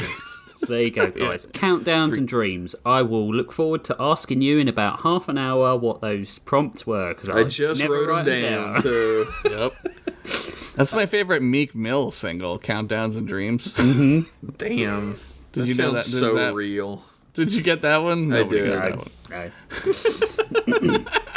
Not a big Meek Mill fan, Rich? That's No. strange. She seems right up your alley. Yeah. Diagon Alley. Dreams is one of my favourite Fleetwood Mac songs. Oh, it's a great song. That's from Rumors. It is on Perfect Rumours. album. Rest in peace, lady from Fleetwood Mac. Yeah. I felt bad that that's all I could think of. I couldn't remember her name. Christine McVie. McVie, yeah. Oh, yeah. Cruz Marbleback. What's her real name? Yeah. She's gone to a far, Everybody in far this better whole place. episode- Daranos. Everybody in this whole episode was named after music. We just didn't tell you. Yeah, we didn't know. Yeah. We get our own prompts, bitches. Did you guys get Mickey Fine? Yeah. Yeah, I did. I was so going to sing fine. it at one point, and then I was like, oh my god, that's the joke. You I did get fucking that one, yeah. idiot. Also, Mickey the Mac is like Mac the Knife, but like a That's much very dumber good. nickname. So That's Return very good. of the Mac. That Okay. nice Leroy Brown joke cracked me up. Yeah, it was good. Just that's the best joke I've ever wrote. I think. You guys were killing it this week. You man. were killing it this week. No. No, You no, guys. no. I don't want to hear it. I'm not Shut getting up. involved in this. We're all good. Yeah. We now at Bros Before Pros have a Patreon, and I've got to be honest. We're 11 episodes in. It's time to pay the piper, guys. We need your money if you want us to keep living, and by us keep living, we mean doing this podcast. Same thing I got for two me. mouths to feed now. Yeah, his butt mouth and his regular mouth. No, my mouth and I guess my butt mouth. Reese's mouth. I've got a small son who I love dearly. And if you don't want to see him on some sort of milk carton or something like that, then you'll give us money. You're gonna make him run away? This is amazing. This is the best way to get more patrons. This right here. This is great. And yeah, Jeff's got 2 cats. They need food. They sure They do. need food. They're dying, They've got or they will be if you don't give us money. anyway. So if you want to help with our people that we've got to feed, be they kid, cat, or sex pest wizard, then you need to go over to patreon.com/bros before pros, and that's a letter B and a 4. If you like what we do and you want to support us, then you can head over there and give what you can. We've got a couple of tiers. One so that you can suggest prompts and access to the written stories. One where you can get access to our other podcast that we do on the side every couple of months called Redesigned by Committee, which we'll probably do another one next month maybe. And then one for a credit in the book that we will do. But I will stress this, we don't have enough patrons at the moment to justify That's doing right. this book. This is true. So, because that's Although going to be I a would like to shitload do- of work. I would like to do a little shout out to our 3 Masters Pieces tier patrons. Woohoo! It's Sean Tabor, Squid Ludwig, and Heath Robinson. They That's a are good name. legends. Heath is already a character in one of my Yep, stories. and I've got plans for the other two. They'll come up at some point when the prompts align. So if you want your character to come up, Squid Ludwig, send a squid prompt. Come on. Please, God, make Squid Ludwig be a squid Beethoven. Holy shit. Don't squid it! He's like a Max Rebo, but he's a squid. That's incredible. The Masterpieces tier gets you all of the above, and then when we release the book in printed format, you get the PDF early, but you also get a creator credit in the physical volume, and a character named after you in one of our stories. And we'll do that relatively regularly, as long as you don't expect it all the time. True. Have we any reviews this week? No. On iTunes? We don't? No, I looked it up. We don't. Sad times. Our last one is still Girth Brooks. Damn. Hard to follow that one, though. So that's another thing that we want to talk about. You guys, we work hard to project, to send the podcast out to the masses, but ESP doesn't work, so we need your help too. Jesus, fucking Racer X is that back. was Crew's marble back. She just rode by. She's here to pick up Reese's for the date. We haven't all got hot rods. We need to get the message out there. So if you can leave us a review at iTunes. You can share and tell people about the podcast on Twitter. You know what? Here's your challenge for the week. We have all got people we like at work. Go and tell one of the people you like at work about the podcast. They'll be cooler by, osmosis, by listening to us. And they can, help us, potentially be patrons, but even not. If they don't want to do that, fine, but they'll listen to the podcast and they'll share it around. We're like a glorified pyramid scheme here at Pros. Yeah, we're what do they call it? Level-based marketing or whatever? Multi-level-based marketing. Multi-level. But we're like a ziggurat. But lots of little bits in a temple. So there you go. What's the difference between a ziggurat and a pyramid? One is the fascia. Yeah, it's like That's it. Yeah, essentially. But we don't want to be, we don't want to be uncool like the pyramids. When they last built we're pyramids, not a pyramid scheme, everybody. No. We're a ziggurat scheme. Wait, I mean not scheme. I mean, it's real. We're a real thing. Ziggurat friendship vehicle. There we go. There we go. Yeah, but seriously, tell people about the podcast. We're way too good to have the follow account that we've got. Not that we don't value you all, but we need more. Yeah, more. Feed the beasts. That's probably... Yeah, this isn't like M-Class Podcast where we just fucking show up and bullshit for an hour. We have to actually write stories for this shit. Yeah. I spend a lot of time annoying my wife by not being in her life, writing stories about this. So it'd be nice to I spend a lot of time annoying your wife by not being in her life either. Hey, Damn. I mean, yeah, I never probably. thought that type of joke would come up on Bros Before Pros, but if you want more of it, head to patreon.com/brosbeforepros. I mean, as I have said before, Josh is my wife's favourite writer on this podcast. That's absolutely ridiculous. I think that's probably true of the majority of our audience. But No. if you want to prove me right or wrong, head to patreon.com/brosbeforepros. Yeah. Vote with your money, people. See it as a tip jar at the bar. What else do we want to promote? That's probably it. You can follow us at Twitter on @BrosBeforeProsPod. And you can find out all the information about where to stream the show, all about the Patreon there. Jeff, I'll choose you first this week. The finger of judgment falls on you. Where can people find out about your life, your works, your social security number? There are several Russian bot sites, I'm sure. You can find all of my best artwork probably not my newest artwork, but my a lot of my oldies but goodies at jeffpennington.art. I need to update that shit. You can find all of my newest art on Twitter at _Jeff Pennington, and all of my links to all my billion other social medias can be found on my website. And of course, I do a podcast with Just Josh. So if you hate Rich, it's perfect. Although sometimes I'm there too.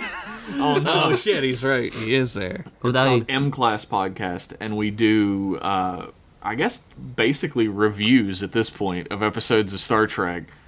Yeah. We do walkthroughs and reviews with a lot of this. It's the exact same humor from this, but about Star Trek. So if you're interested in that, you can find all that information at mclasspodcast.com. Josh, Who's next? you're next. Don't interrupt me. I'm sorry, podcast daddy. I do a show called Continue. You can watch it on YouTube because Continue Show is the name. I did the podcast with Jeff, but he talked about it already. Reese's wants me to tell you that if you want to follow him on Twitter, he's at Reese's TEH because he doesn't know how to spell the. Reese's the... Reese's wise. Yeah. At He's, Reese's TEH. And if you look at the banner on that Twitter, you'll see a great logo I made. It's very good. It's very... Thanks for the logo, Jeff. I masturbated to it thrice already. You have sent me video, I know. I like... That was just one part of each. I like how 80s band t-shirt it looks. Thank you. It's exactly what I was going for. It looks really great. You can find me at my desk at my house, but online... Don't go to his house. Don't go to his house. You don't know where I fucking live.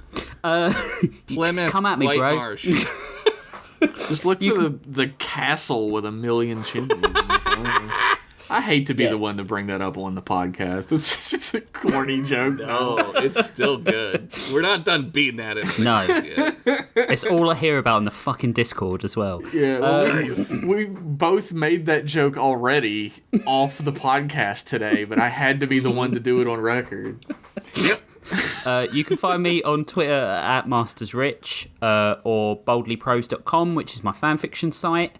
I've got 2 other podcasts that I do. One with my good friend Spivsy, where we review cartoons, or I review a cartoon and he reviews some eldritch horror that's come to life and managed to be animated. And you can find that at Toonhounds. That's very accurate, by the way. We're doing our Christmas special that's going to come out week after next.